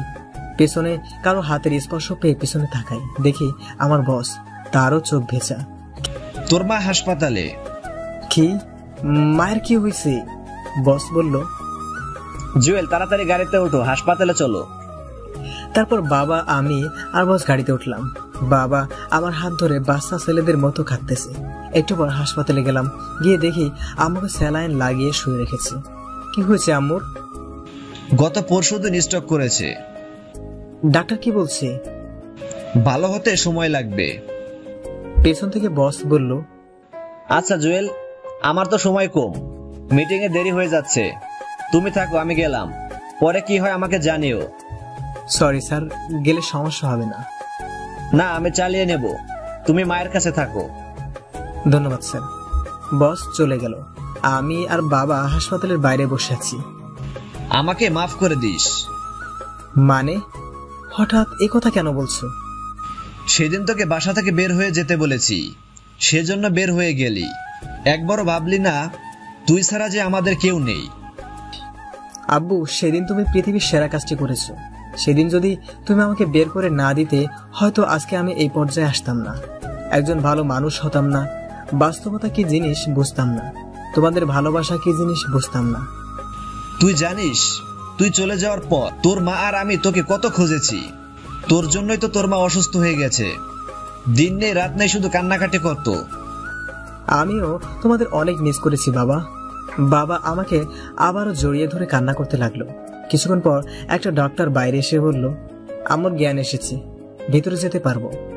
আমি আর বাবা তাড়াতাড়ি ভিতরে গেলাম। এক অজানা আনন্দ বিরাজ করছে, কত বছর পর আম্মুকে দেখব। ভিতরে গেলাম, আম্মু আমাকে দেখে রীতিমতো অবাক হয়ে গেল, হওয়ারই কথা। আম্মু আমার দিকে নির্বাক হয়ে তাকিয়ে আছে। আম্মুকে দেখে আমার পুরো শরীরের লোম দাঁড়িয়ে গেল, কি থেকে কি হয়ে গেল। আম্মুর এই অবস্থা দেখে গাল বেয়ে পানি পড়তে লাগলো। আম্মুর কাছে যেতেই আমাকে ধরে কান্নাকাটি শুরু করে দিল। আমিও শক্ত করে ধরলাম, এখন কেমন আছো? তুই আছিস এখন, আমি ভালো না থেকে পারি? বল, আর কোনোদিন ছেড়ে যাবি না তো? না গিয়ে কোনো উপায় আছে? আমার তো থাকার জায়গা নেই। বাবা আমার কাঁধে হাত রেখে বলে, প্লিজ বাবা, আমাকে আর লজ্জা দিস না। আরে কি বলো এসব? তুমি যেটা করেছো একদম ঠিক করেছো। তাহলে এ কথা বললি কেন? আজ থেকে বাইরে কোথাও থাকতে পারবি না, তোর ঘরে তুই থাকবি। মায়ের দিকে তাকিয়ে দেখি সে অসহায় দৃষ্টিতে আমার দিকে তাকিয়ে আছে, তাই আর না করিনি। তারপর আমি, আব্বু, আম্মু নিজেদের বাসায় চলে গেলাম। আম্মু আমার পুরনো জিনিসপত্র সবগুলো সে আগের মতোই গুছিয়ে রেখেছে। বিকেলবেলা আমি আবার বাসায় চলে আসলাম, চলতি মাসের বেতন দিয়ে দিলাম। তারপর সবগুলো মালামাল বাসায় নিয়ে গেলাম। পরের দিন যথারীতি অফিসে চলে গেলাম। বসকে সবকিছু বললাম, তিনিও খুশি হলেন। বিকেলবেলা বাসায় গেলাম, দেখে আম্মু আমার রুমে বসে আছে। আমি যাওয়ার পর ফ্রেশ হলাম। তারপর আম্মুর সাথে বসে কথা বলতে শুরু করলাম। বাসা থেকে বের হওয়ার পর থেকে এখন পর্যন্ত যা যা হয়েছে সব বললাম। তন্নির কথাও বললাম। তুই আমাকে একটা সত্যি কথা বলবি? কি কথা? তুই কি তন্নিকে ভালোবাসিস? হয়তো ওর জন্য সবসময় শূন্যতা অনুভব করি। কেন? ওর কি বিয়ে হয়েছে? মনে হয় না, হলে অন্তত পক্ষে একবার হলেও জানতে পারতাম। ওর বাসার ঠিকানা বা মোবাইল নাম্বার আছে? ওয়েট, তুমি এগুলো দিয়ে কি করবে? কিছু না। আচ্ছা শোন, তোর জন্য একটা মেয়ে দেখেছি। মানে? কথা নেই বার্তা নেই, হঠাৎ করে কিসের মেয়ে দেখছো? বাসায় সারাদিন আমি একা, আমারও তো কথা বলার মতো কাউকে দরকার নাকি? আর একটা নাতি নাতনি থাকলে তো কথাই নাই। পুরো বাসা সব সময় গরম থাকবে। লাগবে না গরমের, আমি এত তাড়াতাড়ি বিয়ে করতে পারবো না। তাহলে আমি মারা যাওয়ার পর করিস? ধুর, এগুলো বলো কেন, ভাল লাগে না। আচ্ছা, তন্নির মায়ের নাম্বারটা দে তো। কেন? আরে আমার ছেলেকে সে নিজের ছেলের মতো দেখেছে, আদর করেছে, তার সাথে একটু কথা না বললেই নয়। ওকে, উল্টাপাল্টা কিছু বলবে না আবার। আরে না, তুই নাম্বারটা দে। তারপরেই তন্নির মায়ের নাম্বার দিয়ে আমি বাইরে চলে গেলাম। আম্মু মনে হয় কথা বলেছে। রাতের বেলায় বাসায় আসলাম। কি রে, কোথায় ছিলি? এই তো বাইরে গিয়েছিলাম। তোর অফিস কয়টা বাজে? 9টায়। কেন? সকালে আমাকে আর তোর বাবাকে একটু তন্নিদের বাসায় দিয়ে আসতে পারবি? ওই বাসায় গিয়ে কি করবি? তন্নির মা নাকি অনেক অসুস্থ, একটু দেখে আসবো। আচ্ছা ঠিক আছে। তারপর খাওয়া দাওয়া করে ঘুমিয়ে গেলাম। সকালে ঘুম থেকে উঠে আব্বু আম্মুকে নিয়ে তন্নিদের বাসার সামনে গেলাম। আমি ওনাদের ভিতরে পাঠিয়ে দিয়ে আবার অফিসে চলে গেলাম। সারাদিন কাজ করে সানি আর আইমানের সাথে বিকেলবেলা আড্ডা দিয়ে বাসায় আসলাম। এসে ফ্রেশ হয়ে রুমে বসে একটা বই পড়তেছি। আম্মু রুমে আসলো। কি রে, কি করিস? কিছু না, বই পড়ছি। কিছু বলবে? তোর বিয়ে। কি? আমার বিয়ে মানে? তোর বিয়ে ঠিক করছি। মানে কি? আমাকে জিজ্ঞেস করলে না? মেয়েটাকে কোথায় থাকে, কি করে, সেটাও বললা না, সোজা বিয়ে ঠিক করে ফেললা। তোকে জিজ্ঞেস করার কি আছে? আমার ছেলের বউ কে হবে সেটা আমি ঠিক করব। কিন্তু মেয়েটা কে সেটা তো বলবে।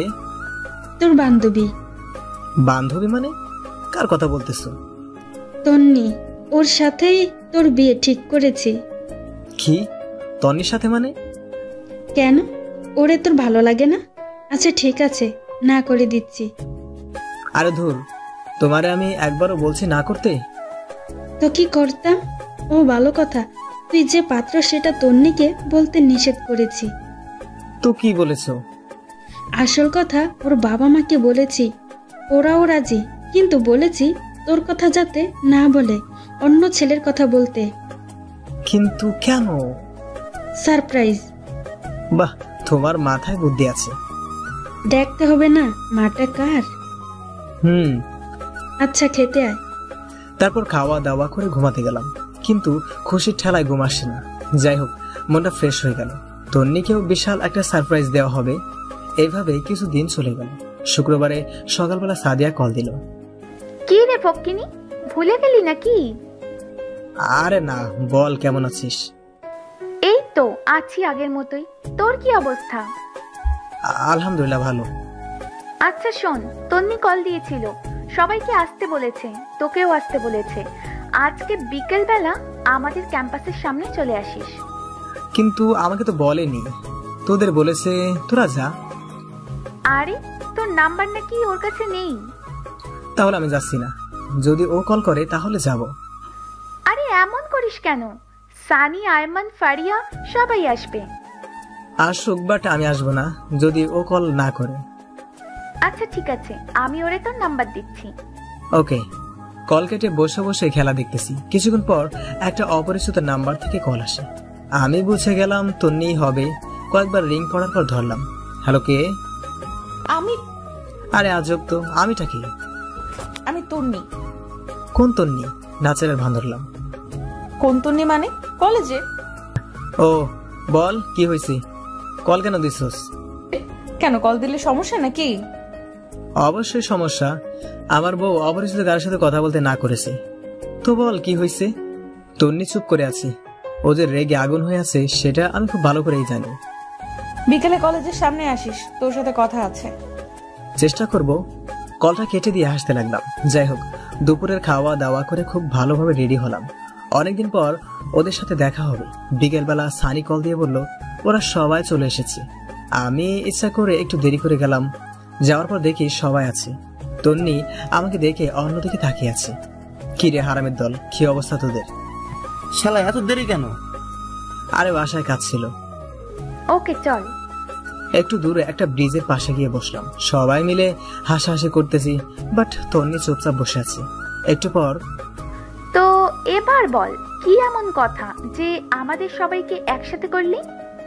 তন্নি ব্যাগ থেকে কিছু কার্ড বের করলো। আমি দেখেই বুঝছি বিয়ের কার্ড। সবার আগে একটা কার্ড আমাকে দিল, তারপর একে একে সবাইকে দিল। তারপর বলল, এই মাসের শেষে আমার বিয়ে, তোদের দাওয়াত রইল, আশা করি সবাই আসবি। সবাই একসাথে কনগ্রাচুলেশন জানালো। আমি চুপচাপ কার্ডটা দিয়ে বাতাস করতেছি। আরে দোষ, তাহলে বিয়েটা করেই ফেললি? কি করব, এখন তোর বসে থাকার সময় না, আর কত ওয়েট করব। বাবা মা অনেক চাপ দিচ্ছে, ছেলেও নাকি ভালো চাকরি করে, তাই রাজি হয়ে গেলাম। তুই না কাকে যেন ভালোবাসতি? তোরে আমি বলেছি আমি কাউকে ভালোবাসি না? মানে হইছে, আর মানে মানে করিস না। এই, তুই কখন করবি? কে, আমি? হুম, আমি তো করে ফেলছি আরো আগে। সবাই আমাদেরকে অবাক হয়ে থাকায়। আরে এত অবাক হওয়ার কিছু নাই, সত্যি করে ফেলেছি। কই, আমাদের তো কিছু বললি না। বলার প্রয়োজন মনে করিনি, তাই বলিনি। তুই এখনো আমাদের পর ভাবিস? আরে না, হুট করে হয়ে গেছে তাই বলার সময় পাইনি। খেয়াল করে দেখলাম তন্নি রেগে লাল হয়েছে। আমার কথা শুনে আরো রেগে গেছে, চোখের মধ্যে পানি টলমল করতেছে। দেখে মনে হচ্ছে একটু পর কান্না করে দিবে। তারপর তন্নি বলল, আচ্ছা তোরা থাক, আমি গেলাম, বাসায় কাজ আছে। আরে কি বলিস, কতদিন পর দেখা হলো, একটু আড্ডা দিয়ে যা। না রে, অনেক কাজ, তোরা বিয়েতে অবশ্যই আসবি। তারপর বিদায় নিয়ে চলে গেল। আমি ওর চলে যাওয়ার দিকে এক দৃষ্টিতে তাকিয়ে আছি। সানি আমাকে টোকা দিয়ে বলে, বন্ধু, চেয়ে থেকে লাভ নেই, সে এখন অন্য কারো। সেদিন যদি অ্যাকসেপ্ট করতি তাহলে হয়তো বিয়েটা তোর সাথেই হতো। শালা বেশি বোঝে, এবার বুঝো কেমন লাগে। ওদের কথা শুনে আমি হাসি থামিয়ে রাখতে পারলাম না, অনেক জোরে হাসলাম। না, তোদের কথা শোনে। কিরে, তুই হাসিস কেন? পাগল হয়ে গেলি নাকি? তুই পুরাই গেছস। শোন, আমি যে কথাগুলো এখন তোদের বলবো সেগুলো শুনলে তোরাও হাসবি এন্ড অবাক হবি। ও রিয়েলি? তো বল, কি এমন কথা যেগুলো শুনলে আমরাও অবাক হয়ে যাব? তারপর আমি পুরো ঘটনা ওদের সাথে শেয়ার করলাম। বাবা মায়ের সাথে দেখা হওয়া থেকে আজ পর্যন্ত সবকিছু বললাম। তার মানে বিয়েটা তোর সাথেই হচ্ছে? কার্ডটা খুলে দেখ, কার নাম লেখা। তোরে তো ডাবল কংগ্রাচুলেশন। তো তুই ওরে কিছু বলিস না কেন? সারপ্রাইজ, তোরাও কিছু বলিস না। তুই এক জিনিস মাইরি। চল, এখন ট্রিট দিবি। আচ্ছা ঠিক আছে, চল। এই ওয়েট, তোর আবার কি হলো? তন্নি মনে হয় রাগের মাথায় বিয়েটা করতেছে। কেমনে বুঝলি? ও তো নিজেই বলল নিজে থেকে বিয়ে করছে। আরে পাগলের দল, কার সাথে বিয়ে হচ্ছে সেটাই তো জানেন না, নামটাও দেখেনি। ঠিক বলেছিস, কেমন যেন শুকিয়ে গেছে। ওই হারামিরা, ওরে নিয়ে এত কথা বলিস কেন? জানিস না ও আমার হবু বউ? ওরে আমার ভালোবাসারে, বেশি কথা বললে এখন তন্দিরে সব বলে দেব। আচ্ছা সরি, এখন কিছু বলিস না, সময় মতো সব বলিস। আচ্ছা, ও তো এখন তোর বউ হবে, তবুও কেন কষ্ট দিতেছিস? কলেজের দিনগুলোর কথা ভুলে গেলি? এখন এগুলো মাথায় নিয়ে ঘুরিস? না ঘুরে কোনো উপায় আছে? যখন একা থাকি ওর অত্যাচারের কথা মনে পড়ে। আচ্ছা এগুলো বাদ দে, বিয়ের পর সারাদিন তো আদরের উপর রাখবা, তখন তো অত্যাচার করবা না। এই যে আইমান যেমন সাদিয়ারে আদর করতেছে, সাদিয়াও করতেছে, কি একটা লাক্সারিয়াস লাইফ। উফ। সবাই একসাথে সানিকে থাপড়ানো শুরু করলাম। হারামি, তুই কোনোদিন মানুষ হবি না। ও আচ্ছা, তুইও তো ফয়সালকে আদর করতেছিস। শালার কি পুরা কপাল নিয়ে দুনিয়াতে আইছি কে জানে। তোর কপালে বউ নাই। এভাবে অনেক মজা করলাম, আনন্দ করে রাতের বেলায় বাসায় চলে গেলাম। খুব ভালো একটা দিন কাটলো। দেখতে দেখতে বিয়ের তারিখ চলে আসলো। ফারিয়া আর সাদিয়া তন্নির সাথে শপিং করতে গেল। সানি আর আইমান আমার সাথে আছে। আমরা দূরে দূরে রয়েছি যাতে ভুলেও তন্নি কিছু জানতে না পারে। শপিং শেষে বের হচ্ছি, এমন সময় গেটে তাকাতে একটা টাসকি খেলাম। দেখলাম তন্নিও বের হচ্ছে। আমি সানি আর আইমান ইশারা দিয়ে লুকিয়ে যেতে বললাম। তারপর ওরা চলে যাওয়ার পর আমরা বের হলাম। বাসায় গেলাম, সবকিছু নতুন করে সাজাচ্ছে। আস্তে আস্তে বিয়ের পুরো প্রিপারেশন নেওয়া হচ্ছে। আব্বু আর আম্মু সবাইকে দাওয়াত দিয়ে আসলো।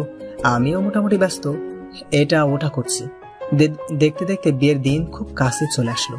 গায়ে হলুদের আগের দিন সানি, আইমান, সাদিয়া, ফারিয়াকে আমি কল দিয়ে দিঘির বাড়ি আসতে বললাম। বিকেল বেলা ওরা আসলো। কিরে, কি অবস্থা?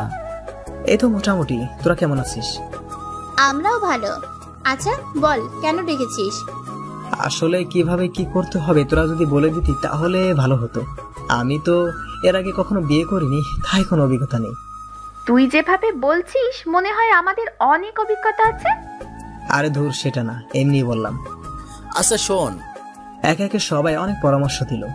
আসলে আপনি যতই চালাক হন না কেন, নিজের কোনো বিশেষ কাজে আপনি বোকা হয়ে যাবেন, কিছুই আপনার মাথায় আসবে না। যাই হোক, ওদের সাথে আরো অনেক কথা বললাম। ফারিয়া বলল, আচ্ছা একটা জিনিস তো আমার মাথায় আসছে না। কি? কালকে তো তোদের দুজনেরই গায়ে হলুদ, তো আমরা দুইজন দুই জায়গায় কিভাবে থাকবো? সিম্পল, ছেলেদের বাসায় হলুদ অনেক রাত করে হয়।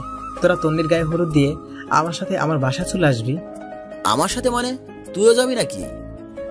আমারেও তো দাওয়াত দিছি। হারামি, তুই এক জিনিস মাইরি, তোর কাজ নেই। সবকিছু গুছিয়ে যাব। কিন্তু এই চুপ থাক, সবসময় কিন্তু কিন্তু করিস কেন? এই কুত্তা, আমি তোর সাথে কথা বলছি নাকি? আইমান, তোমার জানুকে নিষেধ করো, না হলে মাথার উপর তুলে আস্তে করে ছেড়ে দিব। এই হারামির দল, চুপ থাক, এমনিতে অনেক টেনশনে আছি।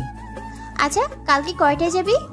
তুই আর সাদিয়া বিকেলে চলে যাবি, আমি আর সানি আর আইমান রাতে যাব। আচ্ছা ঠিক আছে, এখন যাই তাহলে। ওকে যা, কালকে দেখা হবে। তারপর সানি আর আইমানের সাথে আরো কিছুক্ষণ আড্ডা দিয়ে আমিও বাসায় চলে আসলাম। পরের দিন মানে হলুদের দিন সকাল থেকে সবকিছু সাজাতে শুরু করলো। লাইটিং দেখে কেমন যেন একটা দোলা দোলা ভাব চলে আসলো। সারাদিন কাজ করতে করতে কখন যে সময় চলে গেল বুঝতে পারিনি। বিকেলবেলা সানি, আইমান আসলো, ওরাও টুকিটাকি অনেক কাজ করলো। রাত 10টায় ফারিয়া কল দিল। কে আসবি না? আসতেছি।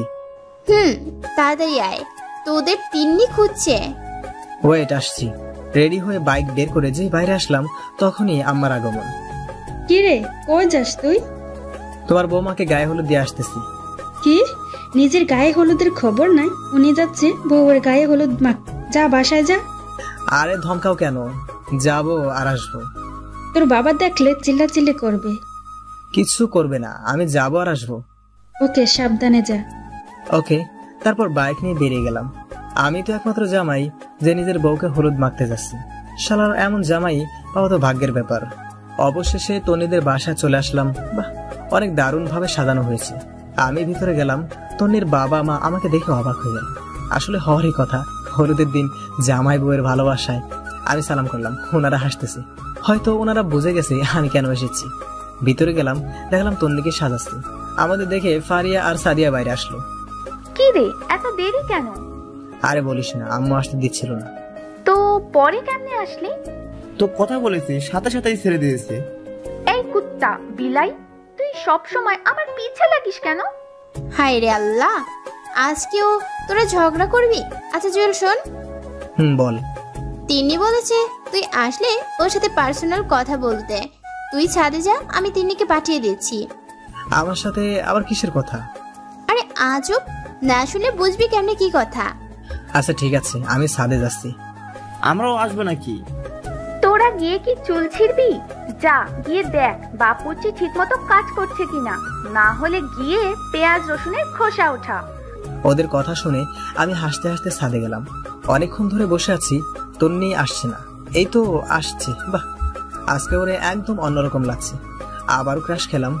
এই আমি কারে বিয়ে করতেছি ভাবতেই কাতুকুতু লাগতেছে। তন্নি এমনিতে অনেক সুন্দর, তার উপর আজকে বিয়ের সাজে সেজেছি। পরনের শাড়ি দেখে মাথা নষ্ট লাগতেছে। ওর দিকে কতক্ষণ তাকিয়েছিলাম মনে নেই। ওর ধাক্কা খেয়ে বাস্তবে ফিরে আসি। কিরে, কি দেখতেছিস? কিছু না, বল কি বলবি? আমার বাসায় যেতে হবে। তুই কি কিছু বুঝিস না? কি বুঝতাম আমি? আমি সত্যিই তোকে ভালোবাসি, বিশ্বাস কর। এখন এগুলো বলে লাভ নাই, কালকে তোর বিয়ে। চল আমরা এখনই পালিয়ে যাই। কি, তুই পাগল নাকি? পাগল হয়ে গেছি। দেখ, পাগলামি করিস না, লোকে দেখলে সমস্যা হবে। দেখুক, তাতে আমার কি? আমি সত্যিই তোকে ভালোবাসি, পারবো না আমি থাকতে। একথা বলে আমাকে জড়িয়ে ধরে। আমি তো পড়ে গেলাম মহা বিপদে। আমারও ভালো লাগতেছে না, আমারও ভালো লাগতেছে ওর জড়িয়ে ধরা দেখি। কিন্তু একটু ভাব নিলাম, দূরে দূরে সরিয়ে দিলাম, কারণ কালকে থেকে তো সবসময় ধরে রাখতে পারবো। ভাব নিয়ে ওরে বললাম, তোর লজ্জা করে না বিয়ের আগের অন্য একটা ছেলেকে? সি, তোর কি বিশ্বাস হয় না? আরে ধুর, এগুলোকে বিশ্বাস করব? এগুলো হচ্ছে তোর ন্যাকামি। সো ন্যাকামি না করলেই ভালো হবে। আমি নিচে যাচ্ছি, তুই এই চোখ মুখ ঠিক করে নিচে আয়। তুই এই চোখ মুখ ঠিক করে নিচে আয়। বাহ, ফকিন্নি আসলেই আমাকে ভালোবাসে। এবার বুঝো জুয়েল কি জিনিস। অনেক তো জ্বালাইছিল আমারে, দেখো এখন কেমন লাগে। অনেক তো জ্বালাইছিল আমারে, দেখো এখন কেমন লাগে। আমি নিচে চলে গেলাম। সানি আর আইমান ইশারায় আমাকে জিজ্ঞেস করলো কি বলেছে। আমি পরে বলবো বলে ইশারা দিলাম। একটু পর তন্নিও চলে আসলো। গায়ে হলুদ দেওয়া শুরু হলো। ওরে আরো রাগানোর জন্য আমি সবার আগে স্টেজে উঠলাম। উঠেই অনেকগুলো হলুদ ওর মুখে মাখিয়ে দিলাম। রেগে পুরো লাল হয়ে গেছে। এদিকে সানি আর আইমান তালি দেওয়া শুরু করলো। ওদের দেখে অন্যরাও দেওয়া শুরু করলো। তারপর মিষ্টি খাইয়ে দিয়ে কিছু ছবি তুলে আমি চলে আসলাম। তন্নির চোখে স্পষ্ট পানি দেখতে পেলাম।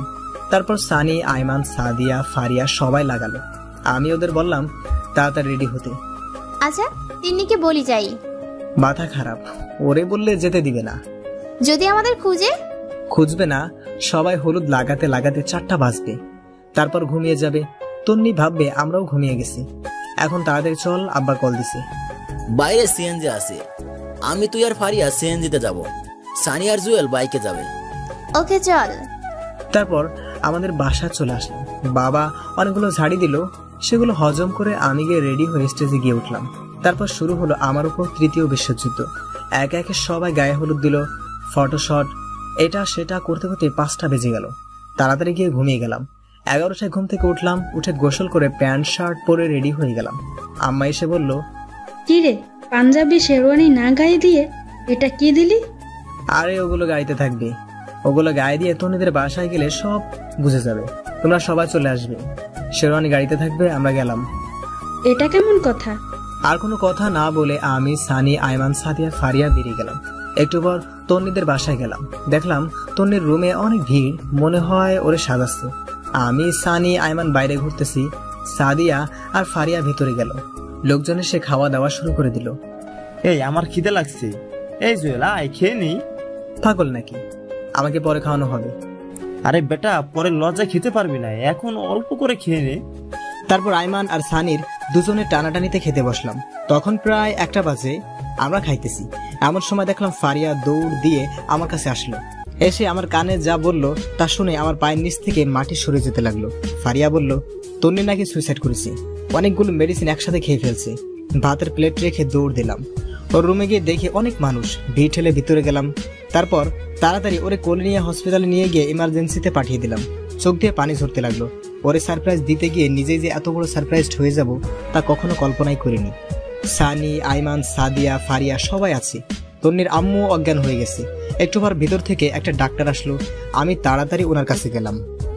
আপনার কে হয়? জি, আমার ওয়াইফ। এখন কেমন আছে? এখন চিন্তামুক্ত, ঠিক সময় নিয়ে এসেছেন। স্যালাইন লাগিয়ে দিয়েছি, আপনারা চাইলে ভিতরে যেতে পারেন। ধন্যবাদ ডাক্তার সাহেব। ভিতরে গেলাম। তন্নি ঘুমিয়ে আছে। দেখে মনে হচ্ছে একটা নিষ্পাপ ফুটন্ত ফুল ঘুমিয়ে আছে। আমি ওর পাশে বসে মাথায় হাত বোলাইতে লাগলাম। সানি, আইমান, সাদিয়া, ফারিয়া সবাই ছিল। অনেকক্ষণ পর তন্নির জ্ঞান আসলো। ওর চোখ খোলা দেখে আনন্দের চোখে পানি চলে আসলো। এমন করলি কেন? তুই জানিস তোর কিছু হয়ে গেলে আমি নিজেও ঠিক থাকতাম না। বাঁচাইছিলি কেন আমারে? আমি তো তোর কেউ না। আমার জামাইরে বল আসতে। আরে হারামি, এই তোর জামাই। মানে ওর সাথে তোর বিয়ে ঠিক হয়েছিল? কি বলিস এসব? সত্যি বলেছি। তুই একবার বিয়ের কার্ডটা দেখেছিস? সেখানে তোর আর কার নাম লেখা? তোর কথার আগা মাথা আমি কিছুই বুঝতেছি না। পুরো ঘটনাটা আমি বললাম। তো আমাকে কিছু বলিসনি কেন? সারপ্রাইজ দিতে চেয়েছিলাম। চা হারামি, থাক তুই তোর সারপ্রাইজ নিয়ে। এখানে আসলি কেন? তোদের সাথে কথা নাই। আরে পাগলে, রাগ করিস কেন? জুয়েলিয়া, তুই অনেক বড় মাপের হারামি রে। সেটা জেনেও তো প্রেমে পড়ে গেছিস। সত্যি, তোকে ছাড়া থাকতে পারবো না রে। আমি কিছু বলিনি। ওইগুলো বাসর করে গিয়ে করিস, আমার গা জ্বলে। এই মেহমানরা কিছু জানে? ওদের বলেছি তুই হঠাৎ সেন্সলেস হয়ে গেছিস। চল বাসায় চলে যাই। তুই আরো সুস্থ হ তারপর। আরে ধুর, আমি ভালো আছি, চল তো। তন্নির বাবা মা এবং আমার বাবা মা গাড়ি নিয়ে আসতেছিল। এমন সময় তন্নির বাইরে বেরিয়ে আসা দেখে ওনারাও এসে জড়িয়ে ধরলো। তারপর তন্নিদের বাসায় চলে গেলাম। বিয়ের সবগুলো কাজ শেষ হলো, কবুল টবুল বলা শেষে ওরে গাড়িতে করে বাসায় নিয়ে গেলাম। গাড়িতে ও আমার একটা হাত ধরে বসে আছিল। এখন রাত 12টা। আমি, সানি আর আইমান বাসার সাথে বসে বসে আড্ডা দিচ্ছি। এমন সময় আম্মু আসলো। কি রে, তুই এখনো এখানে? মেয়েটা কখন থেকে বসে আছে, তার উপর সে অনেক অসুস্থ। যাচ্ছি, তুমি যাও। আম্মু চলে গেল। আচ্ছা তোরা ঘুমিয়ে যা, অনেক রাত হয়েছে। আজকে কিছু করিস না, ও অসুস্থ। হারামজাদা, দোস্ত তুই যা, আল্লাহ হাফেজ। দেখে শুনে সবকিছু করিস। শালারা দুজনেই সুন্দর করে বাঁশ দিয়ে দিল। আমি এখন আমার রুমের সামনে দাঁড়িয়ে আছি। নিজের রুমে যেতে নিজেরই লজ্জা লাগছে। ধুর, এত লজ্জা দিয়ে কাজ হবে না, ভিতরে যাই। ভিতরে গিয়ে দরজাটা লাগিয়ে দিলাম। তাকিয়ে দেখি তন্নি একটা লম্বা ঘোমটা দিয়ে বসে আছে। আমি সামনে গেলাম। আমার ধারণা অন্যদের মতো তন্নিও সালাম করতে আসবে আর আমিও ওকে ধরে ফেলবো, কিন্তু সেটা আর হলো না। তন্নি একটা টান দিয়ে ওর ঘোমটা খুলে খাট থেকে নেমে শাড়িটাকে কোমরের মধ্যে গুছিয়ে বলতে লাগলো, আয় হারামি, কুত্তা বিলাই, এতক্ষণ কই ছিলি? জানিস না আমি ভয় পাই। এই সরি রে, ওদের সাথে আড্ডা দিতে দিতে কখন যে সময় চলে গেল টেরও পাইনি। বাহ, ঘরে বউ রেখে উনি বাইরে আড্ডা দিচ্ছে। দাঁড়া, তোকে দেখাচ্ছি মজা। প্লিজ রাগ করিস না, এবারের মতো মাফ করে দে। দিতে পারি একটা শর্তে। কি? আমাকে একটা গান শোনা। ধুর, আমি পারি না। কি বললি? এই না, শোনাচ্ছি, তোকেও শোনাতে হবে। দেখা যাবে, আগে তুই শুরু কর। তুমি দিও না গো বাসর ঘরের বাতি নিভাইয়া, বলতে দিল না। আই হারামি, এটা কোনো গান হলো? সুন্দর গান গা। ধুর, আমি পারি না, তুই একটা শোনা। তারপর তন্নি ওর মিষ্টি কণ্ঠে একটা তাহসানের বন্ধু হও যদি এই গানটা শোনালো। আমি তালি দিলাম। আয় একটু নাচি। পাগল নাকি? আমি পারি না, তুই নাচ। আরে পারবি, হালকা একটা গানে নাচবো, আয়। তারপর উল্টা পাল্টা কিছুক্ষণ নাচলাম। কি নাচলাম নিজেও জানি না। চল ছাদে যাব, চাঁদ দেখবো। ওকে চল। ওই এভাবে না, আমাকে কোলে করে নিয়ে চল। কি আর করা, আটার বস্তাটাকে কোলে তুলে নিয়ে ছাদে গেলাম। আল্লাহ, তুই এত ওজন! একদিনেই এই অবস্থা, বাকি সময় তো রয়েই গেছে। মানে? তন্নি আর কিছু বলল না। দুজনে ছাদের এক কোণে গিয়ে বসলাম। সে আমার কাঁধে মাথা দিয়ে ছাদ দেখতে লাগলো, সাথে নানা রকম কথার ফুলঝুরি ফোটাতে লাগলো। তারপর আবারও ওরে কোলে নিয়ে রুমে আসলাম। এই শোনো, আজ থেকে তুই তো করে বলবি না, তুমি করে বলবি। ধুর, আমি পারবো না। পারবি না মানে? কেউ যদি শোনে মানে যদি সব যাবে। আচ্ছা যা, সবার সামনে তুমি বলবো, আর এমনিতে তুই করেই বলবো। এই শোন। বলো। আমার ছোটবেলা থেকে স্বপ্ন ছিল আমার টুইন বেবি হবে। হাসানি? তাহলে তো আমাকে ডাবল পরিশ্রম করতে হবে। মানে? একটার জন্য যে কাজটা করা লাগে দুইটার জন্য তার ডাবল করা লাগবে না? আস্তে আস্তে ওর দিকে আগাইতে লাগলাম। এই খবরদার একদম কাছে আসবি না, আমি কিন্তু চিল্লাচিল্লি করব। আমি বাংলা সিনের ভিলেনের মতো একটা হাসি দিলাম। সুন্দরী, তোমার ডাক শুনে এখানে কেউ আসবে না। এই না না, একদম না। আমি ওর আর কোনো কথা না শুনে হাতটা ধরে একটা টান দিলাম। তারপর হারিয়ে গেলাম অন্য একটা পৃথিবীতে। আপনারা এখনো বসে আছেন? আর কত ভাই, অনেক কিছু তো দেখলেন, এবার নিজেদের টুইন বেবির জন্য কার্যক্রম শুরু করে দেন। হি হি হি। হ্যালো বন্ধুরা, আমাদের গল্পটি আপনাদের কাছে কেমন লাগলো অবশ্যই কমেন্ট করে জানাবেন। আর লাইক করতে ভুলবেন না কিন্তু, আর সাবস্ক্রাইব তো অবশ্যই করবেন পরবর্তী গল্পের জন্য।